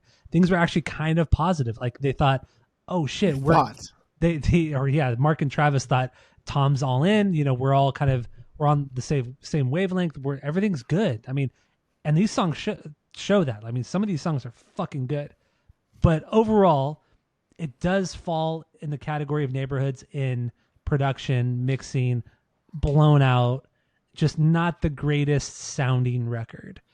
And then you have one song on here that is questionable. Another song whose bridge is absolutely atrocious. But then the other 3 songs are fucking good. So what do you have on Dogs Eating Dogs? Dogs. This is, I mean, one of for sure both of our holy grails on the vinyls. Yeah, which we're never going to get because after Mark's rant on it, it's like, oh fuck. So okay, we're never gonna get this one unless literally somebody fucking dies. But yeah, worst song, dude, worst song. Like This is almost top 10 worst Blink songs. It's Boxing Day. It's not a top 10 worst song, but it is my stinker on this one. Dude, this song sucks, man. There's no redeeming qualities to this whatsoever. Like, it's not even a catchy melody. It's just like, it's got a fun swing to it. So we pretend like it's catchy. It's a throwaway song through and through. Like, it's fucking stupid. Overrated? Overrated? Overrated? What? So overrated doesn't mean like worst, okay? I know it doesn't. Overrated. I know. Overrated is when I was young. Oh, you're the worst. It has to be when I was young. When I was young, but it's not overrated. It's not overrated. There's only fucking five songs here. Okay, I know. Like you have to put things somewhere. And like my underrated is Pretty Little Girl. Underrated is Pretty Little Girl because everyone fucking shits on it. But if you take out Yellow Wolf, fucking banger of a song. It's a banger of a song. It is so goddamn good. The pre-chorus in Pretty Little Girl is the best thing. It's so fucking good. It's so fucking good. And that's why that song itself is underrated. And again, there's only 5 fucking songs. And then my banger's Disaster. Did this top 10 Blink. Like, get fucked. This song is unreal. Explosive Tom. Mark laying down foundations. Like, even though like what Mark is doing isn't a whole lot, like it really gives perfect contrast to like Tom's wiliness. And Travis just explodes in this bitch. Disaster, top 10 Blink. Spoilers. Stupid. That's stupid. It's not stupid. It is so dumb. Way. You never heard this. But Boxing Day is easily the worst song on the record. Not top 10 worst Blink songs, but yeah, the worst song on the record. It's fucking close, dude. It's fucking close. It's cheesy as fuck. The riff is kind of cool. The acoustic riff is kind of cool, but yeah, no, the melody is super cheesy. It's bad. It's over the top. It's still kind of Angel and Airwaves-esque. And yeah, just this record, or this EP, I should say, it just has some really weak moments in Boxing Day and Pretty Little Girl. I mean, that Yellow Wolf, man, in that bridge, it's just truly awful. And I get it. Travis was working with Yellow Wolf. He produced one of his records. I think he played drums on it too. And Yellow Wolf's not that bad. Like I've heard him in some stuff that's really, really good. But this is just Yellow Wolf probably ever done. Yeah, it is so bad. He's off time. I don't know what they were thinking. I don't know why anybody thought this was okay. But once again, this is a self-released EP, no label, nothing like that. So it's probably never going to get a proper re-release. Never. There's no label to actually push it. So that sucks. I did offer a guy on Discogs yesterday in Britland. He wanted $600 for it, so I offered him $100, and he declined the offer today. So I did not get this EP. So yeah. Anyway, the overrated song. A lot of people do love Boxing Day, so I'm gonna say this song is overrated because a lot of people do fucking love it for some reason. What was your worst song then? My worst song is Boxing Day. It's both the worst and overrated song. You could have an overrated bad song. Why is that a bad? That's the only time we've done this so far on this episode. You're so dumb. Banger. Don't say we. Don't say we. We both. I don't do dupes. I don't know dupes like you. I don't do dupes like you. I've never done dupes. But you did Carousel twice. My banger. When I was young, just a beyond perfect song. Top 5 Blink right here. I love When I Was Young. I fucking love this song so much. It's truly a forgotten banger. The verses don't match the chorus. It doesn't matter. I don't care. I don't care because they're both equally as catchy, both equally as good. Nah, dude, no. The verse is not as catchy as the chorus, but the chorus is. But the verse is very, very catchy. The verse is very good. Catchy. The verse is good. It's not great. The chorus is legendary status. The halftime chorus is fucking fantastic. I love it. But yeah, verses like C tier, where the chorus is like S+ tier. We haven't said enough negative things about the CP, so I think we should move on. Because you pussy down like, oh, there's only 5 songs. My worst and overrated. It is though. Get out of here. All right. I made a mess today. All right, so we're good with Dogs Eating Dogs. Let's get into the first album without Tom DeLonge. Matt Skiba joins the band. After Tom gets fired. He doesn't even quit. He gets fired from the band. Matt Skiba joins on guitar and vocals, and we get California. John Feldman produces this record, for better or worse. I would say worse on this record because this is one of the worst records they've ever put out. California is not that great of a record. Is the worst record they've ever put out. Well, it's not the worst record they've ever put out. This is them trying to recreate Enema of the State, and it just falls so flat. And they're always saying like, "Oh, we're channeling Jerry Finn. This is what Jerry Finn would have wanted." No, dude. Like, no, dude. And John Feldman speaks so highly of Jerry Finn as well, but damn, dude, these songs just don't hit as hard. They come off as so disingenuous and lame and boring, and some of the worst songs they've ever written are on California. Just truly bad shit. Bad shit. Like Feldy has done cool stuff in the past. Like, it's not like he's just a shitty producer. We're like, oh, fuck off, whatever. Like, the dude was still in fucking Goldfinger, and he still produced some like really, really dope ass fucking records in the late '90s, early 2000s. So it's not like he's a nobody. It's just for this record, he like, dude, just what a sellout. That's all it is. I don't give a fuck. He's a sellout. And I mean, also outside of John Feldman, this is the first time they used more songwriters to make the record as well, outside of the main three guys and the producer. So, you know, Patrick Sum does Sober. I mean, there's some other outsiders too that come in on work on this record. I don't know why you hate Patrick and fucking Fall Out Boy so much. Because Fall Out Boy is not that great. Fall Out Boy is not that great. Fall Out Boy's solid, dude. No, they're not. They really aren't that. They have some good songs here and there, but otherwise they're not that great. But California is just it's so derivative of their own sound. It's God, when bands sometimes try to go back and recreate an old sound they made 20 years prior, most of the time it falls flat, and this is just one of those circumstances. Tom is clearly missed. Tom is clearly a huge songwriter. Even on the Dude Ranch, even during Dude Ranch, like Tom was so significant. His guitar playing is important. And Skiba, he's a fine guitar player, whatever, he's fine. But his style is so different from Tom. Different style. Yeah, and even Skiba said when he joined the band, he had a hard time learning Tom's parts because Tom, the way he plays is so unconventional, and sometimes it doesn't make sense. And it doesn't make sense. Like, there are some things that normal people wouldn't write, but Tom writes it. So guitar players have a hard time playing them, which I get. So Skiba was put into a bad situation. You know, thrown into this with a producer, like a fairly well-known producer at this time. And the band and producers and songwriters did not utilize Skiba to his full potential. They did not use his strengths. They just made him sing in a higher key than most of the songs he does. And his songs are just, they're fine. They're fine. But this record is just so lackluster and it's so derivative. And what's crazy too, this record won like awards, and it debuted at #1 on the Billboard 200 here in the States. It's just fucking crazy. The record's fine. I have it on vinyl. I listen to it. I like it, but it's stupid too. It's so I can realize that it's stupid. Because what else was going on like the Billboard 100 at this time, right? It's like Bieber and Drake and fucking Adele and who fucking knows? It's all like just aggressive, like fake pop. Like who cares, right? There's no like rock thing that is going on in the Billboard 100 at this time. So that's cool that they got that, I guess, which is like really all they've worked for. They wanted recognition, just like Green Day. That's why their baby's about it. But California, I don't want to go too far into California 9 in one more time because they are newer and they're objectively the worst. So that's fine.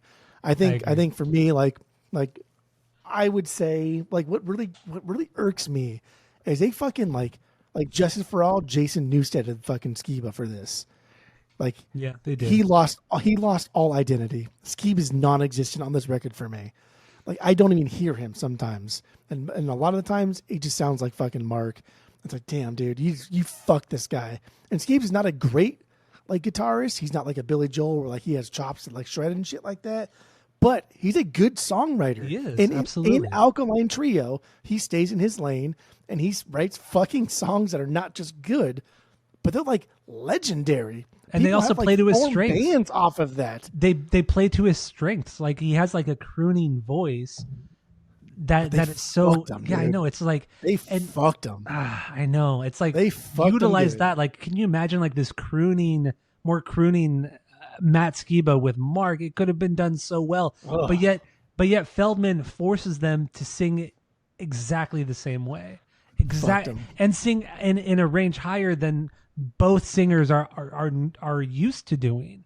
and both singers are not great at doing. That's why I will always put California below 9, is because like, dude, this is just, you fucked the only thing that like made me interested in this record, and that's Skiba. But anyway, worst song, California. I already talked about it through and through. This is the worst song they've ever fucking written. Hands down. It's garbage. Easily. Overrated. She's Out of Her Mind. That's a good overrated. It's a good overrated song. Not a bad song. I would say cynical. Dude, it's not even top 5 of this record. It's such a basic song. It's a cheap throwback to early Blink, derivative. It is, yeah. But like Left Alone, like I only say Left Alone because it's your favorite, but Left Alone is a dumb fucking song, dude. That's one of the worst Blink songs of all time. It is my banger. Left Alone is my banger off this record. That song sucks, dude. I do love the song so much. It's like this weird kind of ballad that shouldn't make sense, but it absolutely works. And Travis doesn't church up the song at all. The song sucks. And it's so catchy. I fucking love the song. It's an actual good Blink ballad. It's an actual good Blink ballad.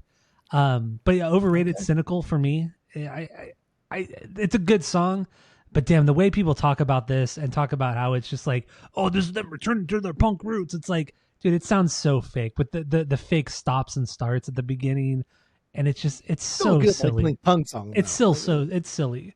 It's so derivative. I would say more so than She's Out of Her Mind, but that's a good overrated song. That's a very, very good overrated song. I don't want to hear your best song because it's stupid. My best song. I literally just said my best song. I know. I just don't want to hear it again because I'm gonna do mine. I don't want. Why you would to I end repeat with your my best song? Why would I repeat all you myself? do. Oh, Carousel's the best song twice. That's what you fucking did earlier. But other than also with Boxing Day, Boxing Day is the worst song and also the most overrated. Like, that's all you do is you fucking repeat yourself. The best song for me this week was The Only Thing That Matters. Because the only thing that matters. That's the best song. That's the best song on the record, or second best song. Second best song. Sorry. Well, Left Alone's the best song, and then you're not serious right now. You can't be serious. But it's true. Left Alone is the best song. Are you long conning me? Are you serious right now? You, like you seriously think Left Alone's a good song? 100%. I love Left Alone so much. This almost broke my top 10. Left Alone almost broke my top 10. You only didn't put it in your top 10 because had you posted the top 10, like everybody and their mother would have been fucking at your throat, calling you like just all the worst names possible. There just are better songs than Left Alone. I'm not crazy. I can think of 25 Blink songs that are better than Left Alone. You can't. I can tell you all that right of Toy Badge, all of Enema. Settle down. You're being stupid. Minus all the small things. No. So. Yeah, Left Alone. Banger song. You're crazy. Let's get into 9. Let's get into 9. 9 comes out in 2019. Are we skipping the bonus tracks? Because you want to do the bonus tracks. I don't want to do bad. I don't. You did though. Let's make it known. So far. Let's make it known that you wanted to do the bonus tracks. Fuck it. I'll talk about the bonus tracks then. Yeah. But you wanted to do it. Do you want to talk about it or no? Do you want to talk about it or no? I can skip it if you want. I don't want to. I don't give a fuck about the bonus songs. I just want to make it known that you wanted to do them, and now you don't want to do them. That's all I want. We're almost 2 hours into this. I don't. All I wanted to do is make it known that you wanted to do. Okay, them. fine. Fuck it. Cali Deluxe. It sucks. It fucking sucks. The worst song of Cali Deluxe is "Hey, I'm Sorry." Worst fucking song. Overrated song 6/8. Who cares if you could write a song in 3/4? A lot of bands could do it. My Name is Jonas is in 3/4. It's a great song, yeah. 6/8 but it's not quite 3/4. It's a faster waltz. It's pretty much. It's pretty much this. It's pretty much similar, a 3/4. Yeah. It's very, very close. You could write a song in 3/4. Okay, whatever. People think it's like, oh my god, they wrote in 6/8. This is a weird time signature. Oh my god. Write in fucking, I don't even know what weird time signature. 8/6. Write in that. I don't give a fuck. That's weird. Whatever Danny Carey tells Maynard that his song is going to be in. Danny, he tells Adam Jones, I'm going to do this. Just fucking play that riff. I'll play around you. So that's what he does. So yeah, I don't know. That's an overrated song for sure. But Hey, I'm Sorry is the worst song on Cali Deluxe. Dude, this is like a whole album in itself. It's I think it's 8 songs. 7 songs plus a joke song, I think. So it's just so stupid. It's so dumb. But I do have this on vinyl. I do have Cali Deluxe on vinyl, and I do put myself through the torture of listening through Cali Deluxe sometimes. What's your best song? Good Old Days. That chorus is pretty damn good though. That chorus is pretty damn good. But yeah, these are just like B-sides from Cali, and honestly a cash grab. from, because it was a year and a half later, they put out this re-release, these new songs to help sell more and bump them up on the charts and all that kind of shit. This is clearly a cash grab, which I get, all labels do, all bands do, but it's a cash grab in the end. So Cali Deluxe, that's what I got there. But you probably have nothing because you didn't take any notes, but that's okay. Are you kidding me? My worst song's Parking Lot. My overrated is 6'8". My underrated is honestly, like, I'd be lying if I said any of these songs are underrated. But I did put Bottom of the Ocean because I was like, wow, I can't believe you put a fucking song out that had actual water dripping noises on it. And I think that's underrated because that's so fucking ridiculous. My best song, I put Bored to Death acoustic because that's the only song I thought like was worthwhile. Even though that song kind of fucking sucks. I didn't count that song. I didn't count that song, but okay. So let's move on to 9, their 9th record from 2019, The Last with Matt Skiba. This is a record that was kind of doomed from the start. You had a shit ton of songwriters. It didn't seem like anybody in the band wanted to make this record. Even like all the interviews you read beforehand, even Travis was always like the most outspoken about this record, like positively outspoken about it. But even he was very, very lackluster. Comes out in late 2019. COVID happens in March of 2020. 5 months later, they couldn't tour on this record. They couldn't do anything on this record. Mark gets cancer, in 2020 as well. I mean, this is just a disaster. Nothing really happened from this record. Most of these songs have never been played live. Actually, I don't think any of these songs have ever been played live, now that I think about it. And this is kind of a forgotten record. In Mark's book, he dedicates like maybe a paragraph to this album, talking about this album. It's like nothing, because this record is not good. It is not good. It's just too many cooks in the kitchen. Just bad melodies, bad choruses, way too much bad electronic shit here. A lot of hip hop stuff that just does not work because Skiba and Mark are not rappers. Like, they don't have flow and they sound stupid. They sound like old fucking white dudes trying to rap. They sound dumb. They sound silly. It doesn't sound good. This record fucking is not that good. It has some bangers, but overall it's not that good of a record. I have it on vinyl because I'm such a fucking idiot and I have it on vinyl. But whatever. What do you got on this one? I like this record, but like we're not doing the like parts. We're not doing the like parts. Only negatives. Yeah, dude. Only negatives. Dude, the biggest complaint here is like the half-arsed attempt at doing electronic, the half-arsed attempt at doing hip hop, the half-arsed attempt at just doing any kind of like pop punk here. Everything is muddled. Everything blends together in a way that these guys have no fucking clue what it actually means to do these different things. And like this is saying a lot. Because Travis like always has been such a staunch supporter of, like, I grew up listening to funk and hip hop and to soul, and like, bro, this record sucks. If you think like I'm going to believe that you grew up listening to like Otis Redding and fucking hip hop, get the fuck out of here. This is shit. Mark and Skeebs still sound too similar to really differentiate. But at least it's better than Kali.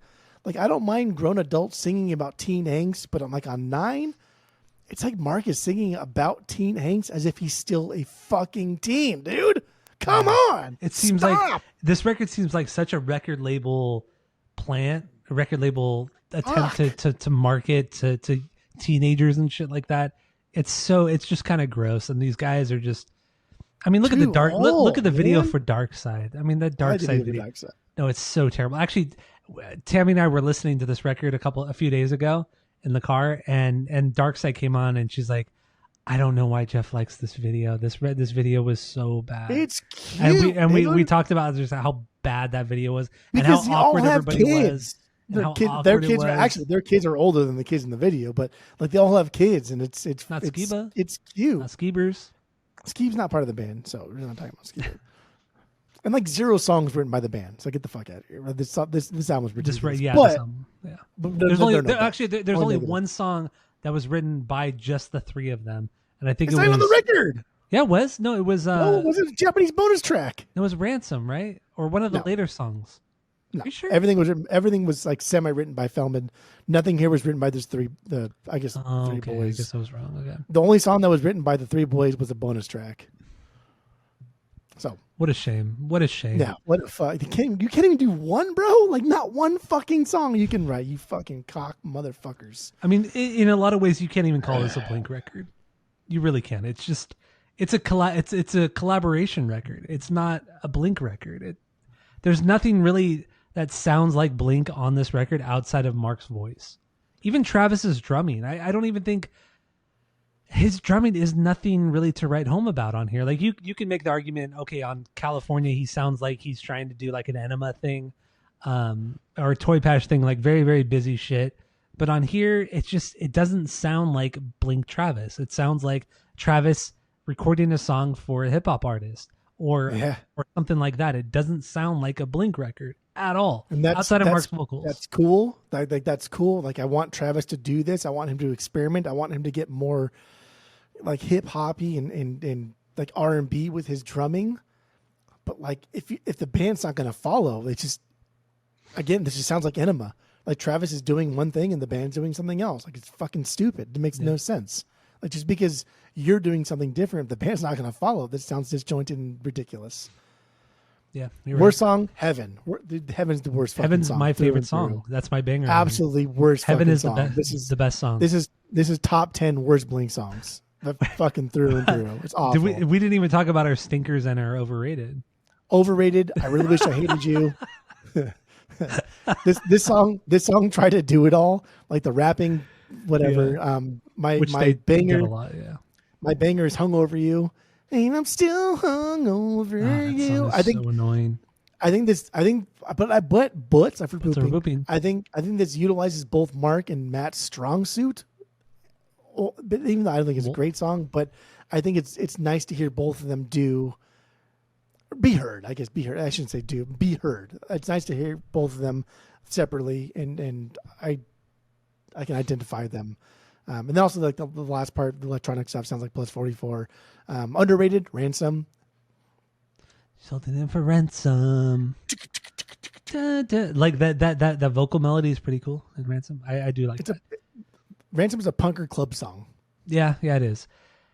Man, stinker though for me. Remember to Forget Me, the last song. It's that weird use. It's that weird usage of acoustic guitars, trap beats, and I hate trap beats. So I mean that trap beats are like the worst thing that has ever been brought into music. I hate trap beats. You like T.I.? I hate T.I. I hate trap beats. I hate trap beats so much. It is like I said, it is the worst thing to happen to music is trap beats. The worst. That's why you don't like. That's why you don't like Jay Lane. Because too much hi-hats. No. No, it's different. Trap beats are different because a lot of trap beats, humans can't create that. And that's what fucks me up so much because I know a human can't do that. Like the only drummer that comes close to doing a trap beat well is DeAnthony Parks. He's the only fucking drummer that does it. No, you're doing that because I love the Mars Volta, all that shit. But DeAnthony Parks, any drummer, any fucking musician that knows will tell you DeAnthony Parks is not a literal because not literally a drum machine, but he is close to a drum. He's the closest thing a human can get to a drum machine. Could be. It's true. You never know. He could be a literal drum machine.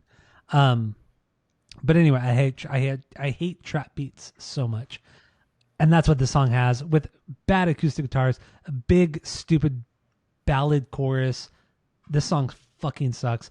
Overrated song, Black Rain. People claim to love this fucking song. It's not that great. This is like, some people say, oh, this is like Matt Skiba doing, it's like Alkaline Trio kind of shit. This is him being darker. This is him bringing his dark side to fucking Blink. But dude, this song fucking sucks. And Feldy talked about how much he loved this song and how it was so different. And yeah, it is different, but it fucking sucks. Black Rain sucks. Heaven, the best song. This is the closest thing Mark has ever done to Plus 44 since the Plus 44 record. Heaven is a great song. Except it fucking sucks, dude. It doesn't suck, dude. It does not. And like suck. talking about like overrated, dude, like I really wish I hated you has 70 million listens. Black Rain has 10 million. Like we're talking like 7 times the amount. So dumb. Like again, like that's why like my overrated. I looked at Spotify's listens and I'm like, okay, what the fuck do people think they like? Which is wrong. What do people think they like? I should just tell people what they like. All right, yeah, so this is it, dude. We're in the home stretch. One more time. We're dying. There we 2023 10th record. Tom is back, baby. Skiba's out. He got booted, unceremoniously booted from the band. Tom is back. Through a text, that's fine. We break up through text. Through a text, but that's fine. But they seem to be all on good terms. They played shows together. They're going on tour this summer with each other. We might go to the show in Palm Desert. That's because Skeeves always knew his role, even though like it was never explicitly stated what Skeeves' role is. Skeeves always understood. Like, yes, I'm just here until Tom comes back. Like, Skeeves is the most grounded fucking musician that maybe has ever been tossed around like this. Yeah, you're right. So yeah, one more time. This is it's self-produced. Well, Travis produced it along with Aaron Rubin, who did the last couple Angels and Airwaves records. They kind of co-produced it, co-engineered it. A couple other additional songwriters on this record, but it is a few. Okay, let's say a few to be nice. There's only one song that's only written by the boys, plus one bonus song. True. Okay, so there are outside songwriters. Aaron Rubin being one of those guys who co-produced this record. This record is just production wise, it sounds like shit. And when you throw it up against the last Angels and Airwaves records, Life Forms, which Aaron Rubin produced and co-wrote some of the songs, dude, that record sounds so much better than One More Time. And even after One More Time came out, and when One More Time after it came out, a lot of people were complaining about Travis's drums being so loud in the mix and the production being so bad. Aaron came out and said that was out of my hands. Like, that's what Travis wanted to do. And Aaron said, I didn't want to do that, but it's not my band. I'm not in the band. Yeah. And that's what Travis wanted to do, because so many people complain about Travis's drums on this record because they're so fucking loud. Jerry Finn wasn't there to tell Travis, dude, turn the fuck down. Chill. Daddy, chill.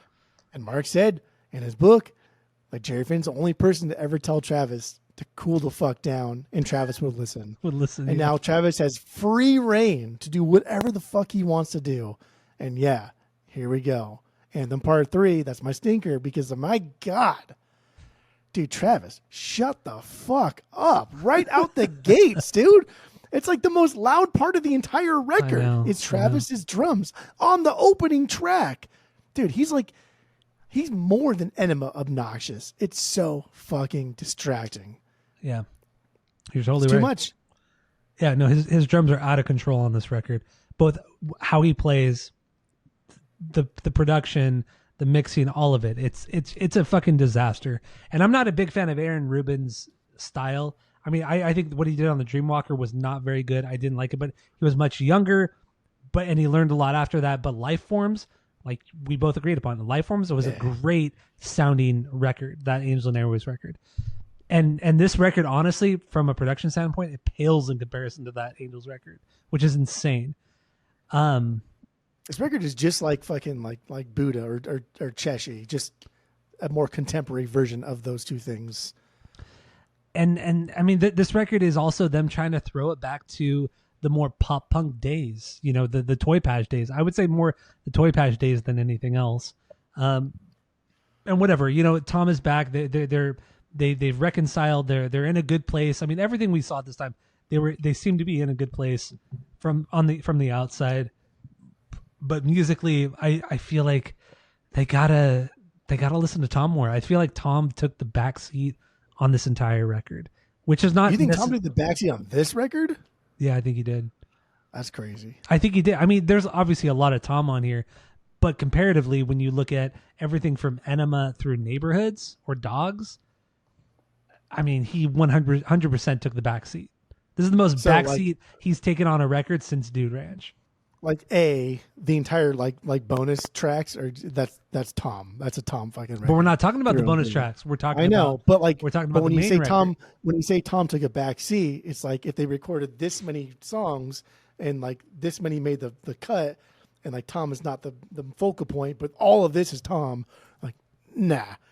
But I think Tom is still the focal point. But I think Mark is finally confident in himself to say like, no, dude, I don't want to fucking do that. I want to do this. That's why we get a track like Blink Wave. That's why we get all these songs that sound nothing like anything Blink's ever done before. But we're saying good things, we only say bad things. So let's get into some of the bad songs. One more time. Worst song, the title track. Worst song, Anthem Part 3. dude, it is not the worst song's song. fucking annoying. No, It's so dumb.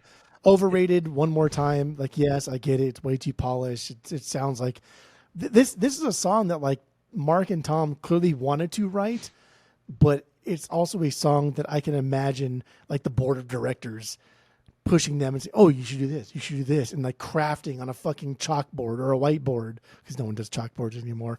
Crafting on a whiteboard. It'd be kind of cool like, if they did do chalkboards. Here's like Moneyball stat, like fucking like Brad Pitt and Jonah Hill, like crafting the perfect like baseball team. What's the perfect get back together song? Like that's what One More Time sounds like. Even though I fucking love this song, and I got teary eyed the first time I fucking heard it. I don't care. Heard it. First time you heard it. Heard Yeah, it. you heard it. I heard it in because you heard it in past tense, but I heard it in real time. Dumbest thing I've ever heard. my under what do you call it? Underrated? Underrated. Dude, I don't know why you're toasty. You're underrated. toasty or something. We're getting going here. Underrated. My underrated song was Turn This Off. Like don't discount these quick little throwaway songs. They've done a lot of them in the past, and a lot of them are pretty shitty. Yeah, but these ones are good. I love this one, dude. Turn This Off is a great back and forth between these two, and it's a fucking phenomenal punk song. And I wish it was longer, and I wish they extrapolated on it. And obviously, both of our bangers is going to be the same. Yeah, More Than You Know is the banger. More than you know. So Stinker for me. You Don't Know What You've Got. That song, and also One More Time, the title track. I think those are the two stinkers. But You Don't Know What You've Got. Come on, that song is just—it's such a filler song. It's like this halftime ballad. It's really cheesy. It's dumb. It's catchy, yes, but it's lame, man. It's so fucking lame. Also, on this entire record, the auto tune is out of fucking control on both of them, especially Tom. But the auto tune on them is just—it's so obvious. It's so obvious, and they're not doing it as using it as an instrument like T-Pain. Like T-Pain can fucking sing, but he uses the auto tune as an instrument. Is auto tune. Yeah, to his as an instrument. Yeah. But here, this is just because Mark and Tom, especially Tom, can't fucking sing. So that it's you fucking hear the auto tune so much, and it's just like, come on, guys, like get better, just get better, just get fucking better. I know, especially like when Tom's back, like dude, you can sing like absolute shit, and I'm still gonna buy it. I know. I mean, I think I've had this theory since they played Coachella last year, 2 years ago, whenever they played Coachella, for the reunion show. Ever since then, I've kind of had the feeling that Tom doesn't play guitar live because the guitar sounds so perfect during a lot of parts when he plays, and it kind of doesn't look like he's playing what the song is. You know what I mean? Like there are moments where I kind of feel that's not him actually playing. I mean, they're probably playing down. Except when he played down, he sounded like shit when he played down, and he could not play that guitar part and sing at the same time when he was playing down. Yeah. Either way, I mean, this is serious. This record is just because they played off the hype of Tom coming back, and it worked for them. I mean, they sold out giant fucking shows, playing enormous fucking shows and festivals, and this record like shot up the charts when it came out. It was wildly successful. I think the One More Time song and video was on the charts for like fucking 12 weeks or some shit like that. You know, it was. Dude, we listened to Edging for fucking what 10 months or whatever the fuck it was. Know. That was the first single that came out. Yeah. Come on, like that. We were all about this thing. Like that's the perfect teaser. We also ordered so Edging came out, and that same day they put up the orders for the vinyl release for the record that had no title, no track listing, that had nothing, no release date. Nothing. They said late 2023 it was going to come out. Like 11 months later, the record was going to come out, and we ordered it. We spent like $50 on that first press. It wasn't even a fucking question. Yeah. But yeah, anyway, One More Time it's kind of a cash grab for the band, but it's okay. It's okay. Right. So One More Time. There we go. Are we good? We want to get into want to end this on a positive note. Let's end this on a posse. All right. So our top 10 Blink songs of all time. So you didn't share your top 10 favorite Blink songs with me. So I did not. We just kind of go back and kept forth. them hidden. Well, and you didn't see mine either. So let's get into our top 10 favorite Blink-182 songs to end this on a positive note. This episode. So we're going to go from our number 10 to number 1 like we normally do on our normal rankings. So what's your number 10? 10th best Blink-182 song. Go. So back and forth, not just straight back and through. Forth. Back and forth. Number 10 for me, bunch of pooping. Number 10 for me is Damn It. Damn It's in the top 10. Okay. It just has to be. It's the most basic of all fucking punk songs. It's just let's pick the chords, but like that's what did it for them. That's what propelled them into song. Enema. It's a good song. It wasn't Carousel. It was Damn It. Okay, whatever. It's a good song. Not top 10 with it, but good song.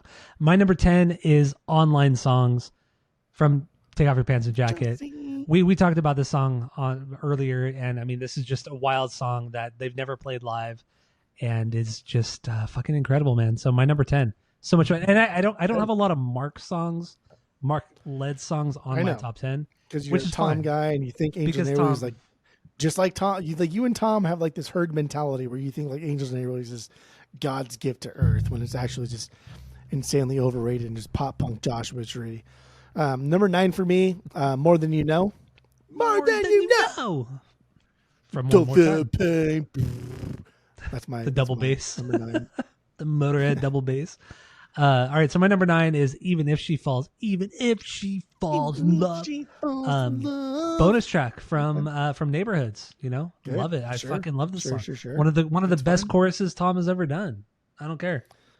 I'm not going to disagree with that. It's a really good chorus, but that, again, the verse is. Okay, that's my number 9. What do you got for number 8? Number 8, Disaster. Wow, a dog song. Dude, Disaster hits top 10. Disaster is so fucking good. It's great. It's perfect Mark and Tom back and forth together, just setting each other up, laying down the foundations, just being what Blink does best. A more complex and more adult Pathetic. And man, they were really on the right track with the Dogs EP. Just like they wrote some. Tom fucked it up, dude. Beautifully crafted songs on that Dogs EP. Fucked that up. Fucking insane. All right. So my number 8 is Every Time I Look for You from Take Off Your Pants and Jacket. The back and forth is some of the best back and forth they've ever done outside of Pathetic. Just the way that Mark and Tom are singing over each other in those verses. The chorus is extremely catchy. That riff is so basic, but it is so fucking catchy and fun. I love Every Time I Look for You. There's honestly nothing like it outside of Pathetic. It's fucking incredible. So now my number 8. What do you got for number 7? Number 7, I'm feeling this. Dude, feeling this has to be in your top 10. Like, that's just crazy if it's not. This is something they're both very, very proud of. And this is a new era for Blink-182. This is them being better musicians, better songwriters, better people. Just everything is just like up to the nth degree. It's so goddamn good. It's them showing everybody that they're not just, Carousel. They're not just What's My Age Again. Like, this is musicians now making music. All right. So my number 7 is Man Overboard. There you go. So sorry, it's over. That sucks. If this didn't make this had to have made your top 10, because I know you love this fucking song so much. But yeah, this is the only non-album single. Actually, yeah, this is a non-album single, and it's fucking incredible. It's one of the catchiest things they've done. After an album like Enema, where there's no song on Enema where they have dual vocals outside of Dysentery Gary, which doesn't really count as a dual vocal thing. This is the first dual vocal thing they've done since Dude Ranch.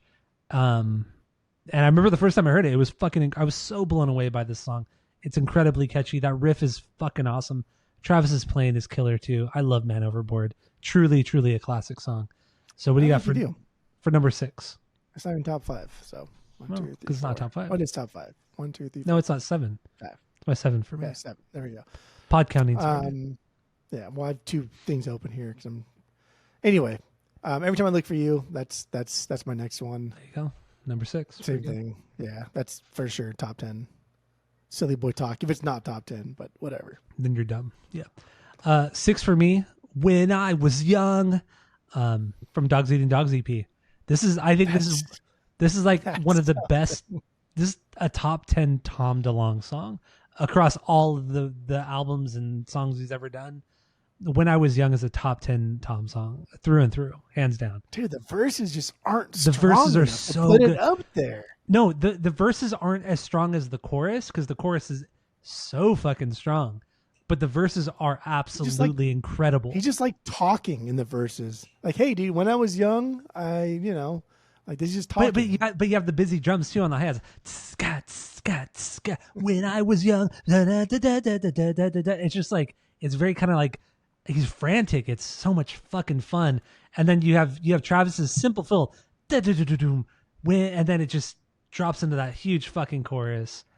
I mean, that chorus is like the worst one of the best things. Damn one of the day. best choruses Tom has ever done. Like this, I will also say that chorus is the transitions, man. Travis's transitions, they're not super churched up. They're perfect transitions. Fucking incredible song. When I Was Young is so good. So what do you got for number 5? Number 5, we're at Man Overboard. Man Overboard. Yeah, dude. Sorry. Mark has his time to shine, not just vocally, but musically. Tom has his time to shine, not just vocally, but also musically. Travis has his time to shine. Everything about the song is absolutely perfect. Yes. Fuck off. It is. 5 for me, More Than You Know. More Than You Know. That's the 5th best Blink song of all time. 5th best Blink song. I mean, this song, they've never done a song like this one before. The Motorhead double bass, that pre-chorus from Tom is so insanely out of control. It sounds like it's gonna fucking fall apart. Yeah. It's so good. And also Mark's verses are incredible too. Like he sings in the lower register, where he sits best in every song is the lower register. Fucking hell, man. That song is truly, truly incredible. It is a good song. And like just I still want to talk about the song a little bit because like the Travis's double bass thing actually makes Tom's little like that part better, because had Travis gone into like a stupid kind of fucking drum beat, like that would have diminished Tom's part. But because Travis went into the double bass part and kind of let that weird fucking, for Blink, that kind of like proggy metal thing bleed into like the chorus. It's like Travis did like the Mark job, where like supplementing Tom and setting him up a little bit by letting him end on a nice note. I like that. That's so good. So good. So what do you got for number 4? Number 4, we're in top 4, baby. Final 4, Elite 4. Carousel. Carousel's number 4. A little low. I mean, first song they've ever written. Good stuff. Supposedly. It was on the Fly Swatter EP, but let's get this out of the way here. Do you believe that? Do you believe it's the first song they've ever written? I do because they said it. Yeah, I do because they said it. Just because it was on the Fly Swatter EP. Just because they didn't record it doesn't mean it was the first song they didn't record. So think about this. Think about this.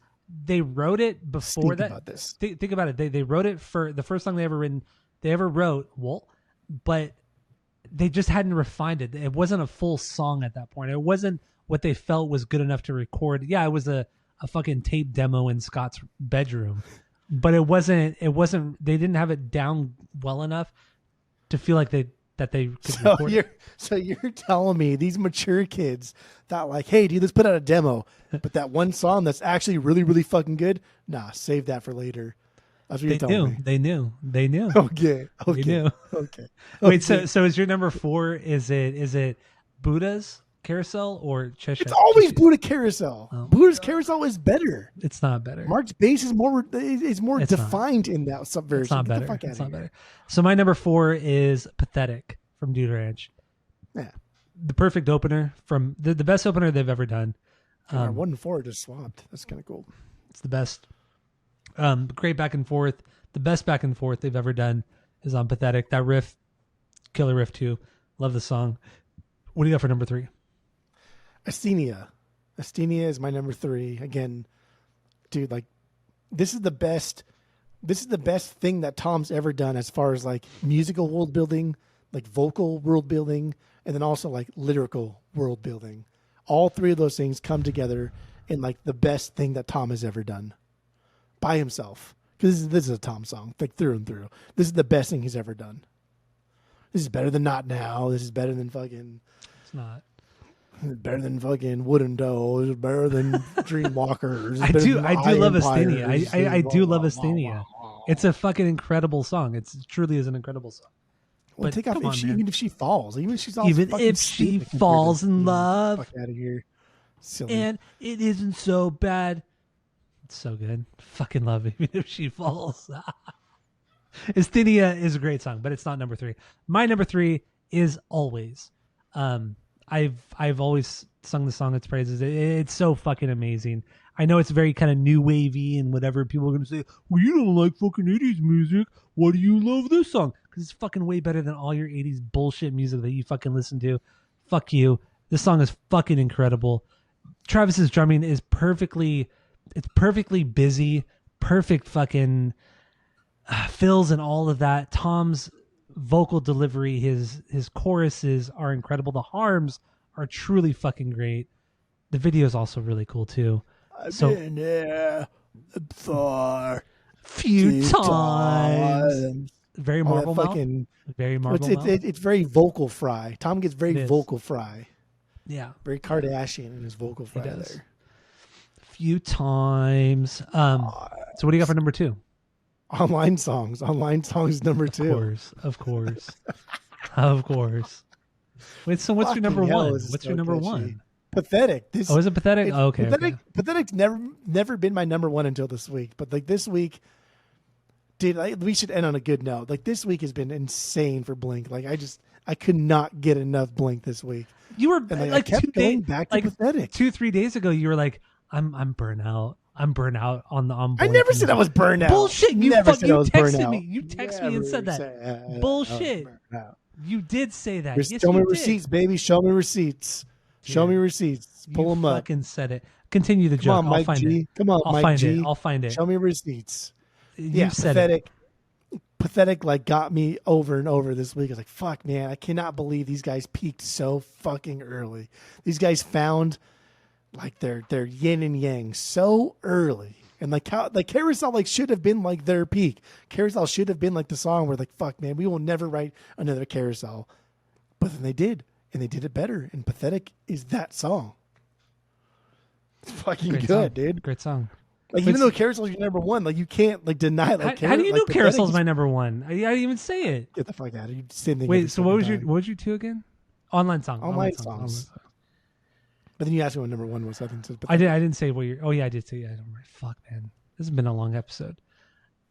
All right, so online songs 2, Carousel, or no, Pathetic. Online songs 2, Jesus Pathetic Christ. 1. Number 2 for you is gonna be Not Now. Not and number Now. 1's gonna be Carousel. You're right. Not Now is my number 2.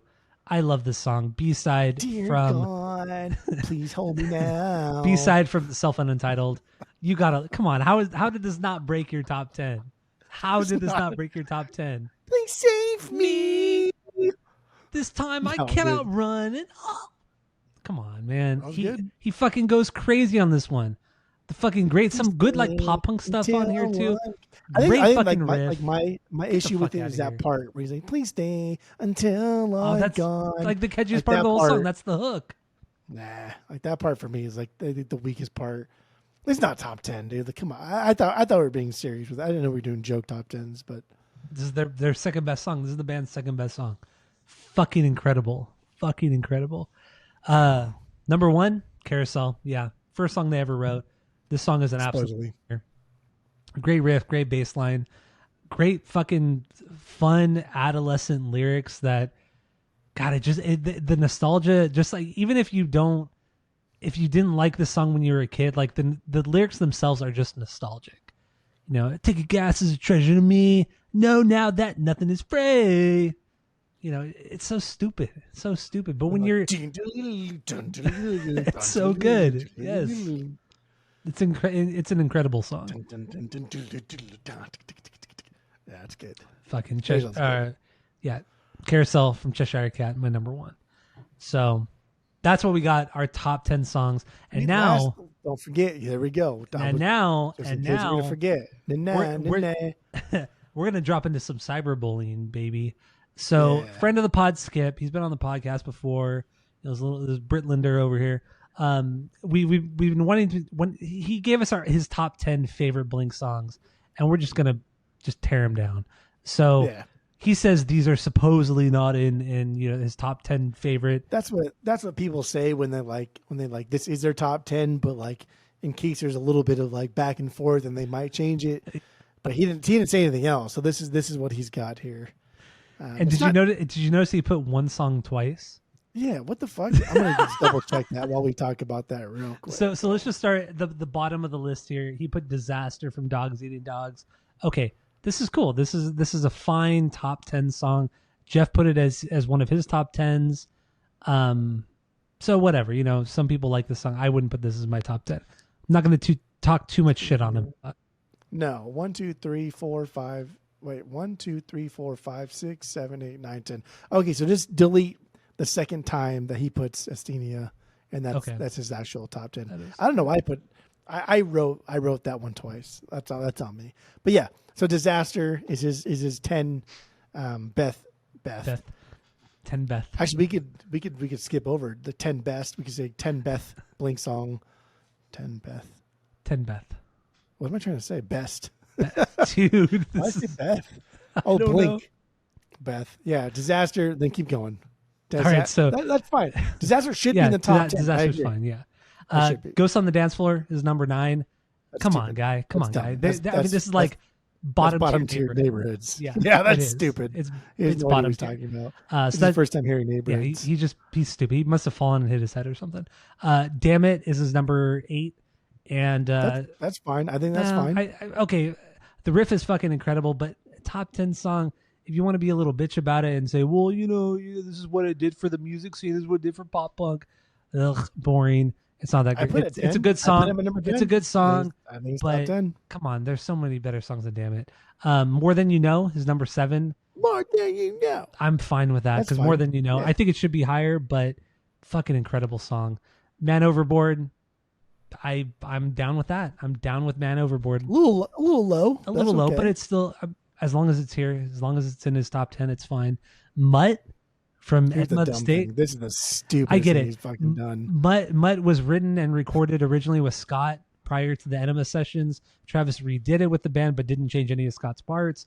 Some people say Scott's version is better. Shut the fuck up. It's just not a good, it's not top tier either way. It's honestly, a good song. Oh yeah, Mutt is a fantastic song. But I wouldn't even put this top 30. I would not put Mutt top 30. No fucking way. No fucking way. It's she's open waiting for more. It's too annoying, Tom. Like, no. This has no business being in top 10. No, not at all. It's so kind of like mid-tempo and just kind of, it doesn't really go anywhere. Kind of like almost like Untitled or Dick Lips. Or Wendy Clear. Or Wendy, okay, settle down. Any of those deep tracks on fucking Enema. Settle down. I would honestly throw Mutt up against like Untitled, Dick Lips from Dude Ranch, where there's not this big chorus. It's just kind of the story that goes along. Not a bad thing necessarily, but just not top 10 material. Absolutely not. Silly boy talk. Next up, Carousel should have been number 1, but at least it's in the top 5, right? Yeah, top 5, top 4. Yeah, top 4. Leave 4. Yeah, leave 4 here. So Carousel, get it. Feeling This up next, number 3. Way too high. Honestly, way too high. Great song, but way too high. Not Now has his number 2. Dude, he puts a lot of fucking Tom songs. He likes Tom. He's a tomboy. He's a Tomman. He's a tomboy. He's a tomboy.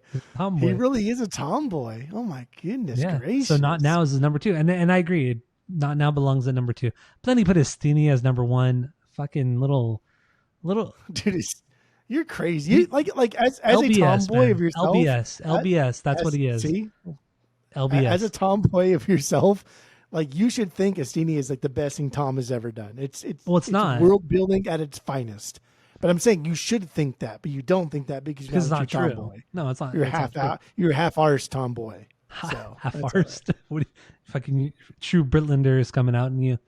That's where I'm from. Okay. So yeah, that's Skip, friend of the pod, Skip, and I think he's wrong, and but that's okay. He could be wrong. I'm sure we get a bunch of fucking knuckleheads sending us their top 10s, like the Backstreet Boy guy, like, ooh, as we give a fuck about the Backstreet Boys. And this episode went for way longer than I was expecting. For as negative as we were, I thought this was going to be a 45-minute episode. Like, what are we going to talk about for Blink, negative wise? But we did it. We did 2.5 hours, almost 2.5 hours. So this is wild. This is stupid. This is stupid. So thank you all for listening. Go to Spotify, Apple Podcasts, give us 5 stars. If you're watching on YouTube, smash that subscribe button. And that's all I have. That's it. That's all. More, and I know he's only looking to score. Dude, that's so dumb. So dumb. That's like bottom tier Enema of the State. It's not good.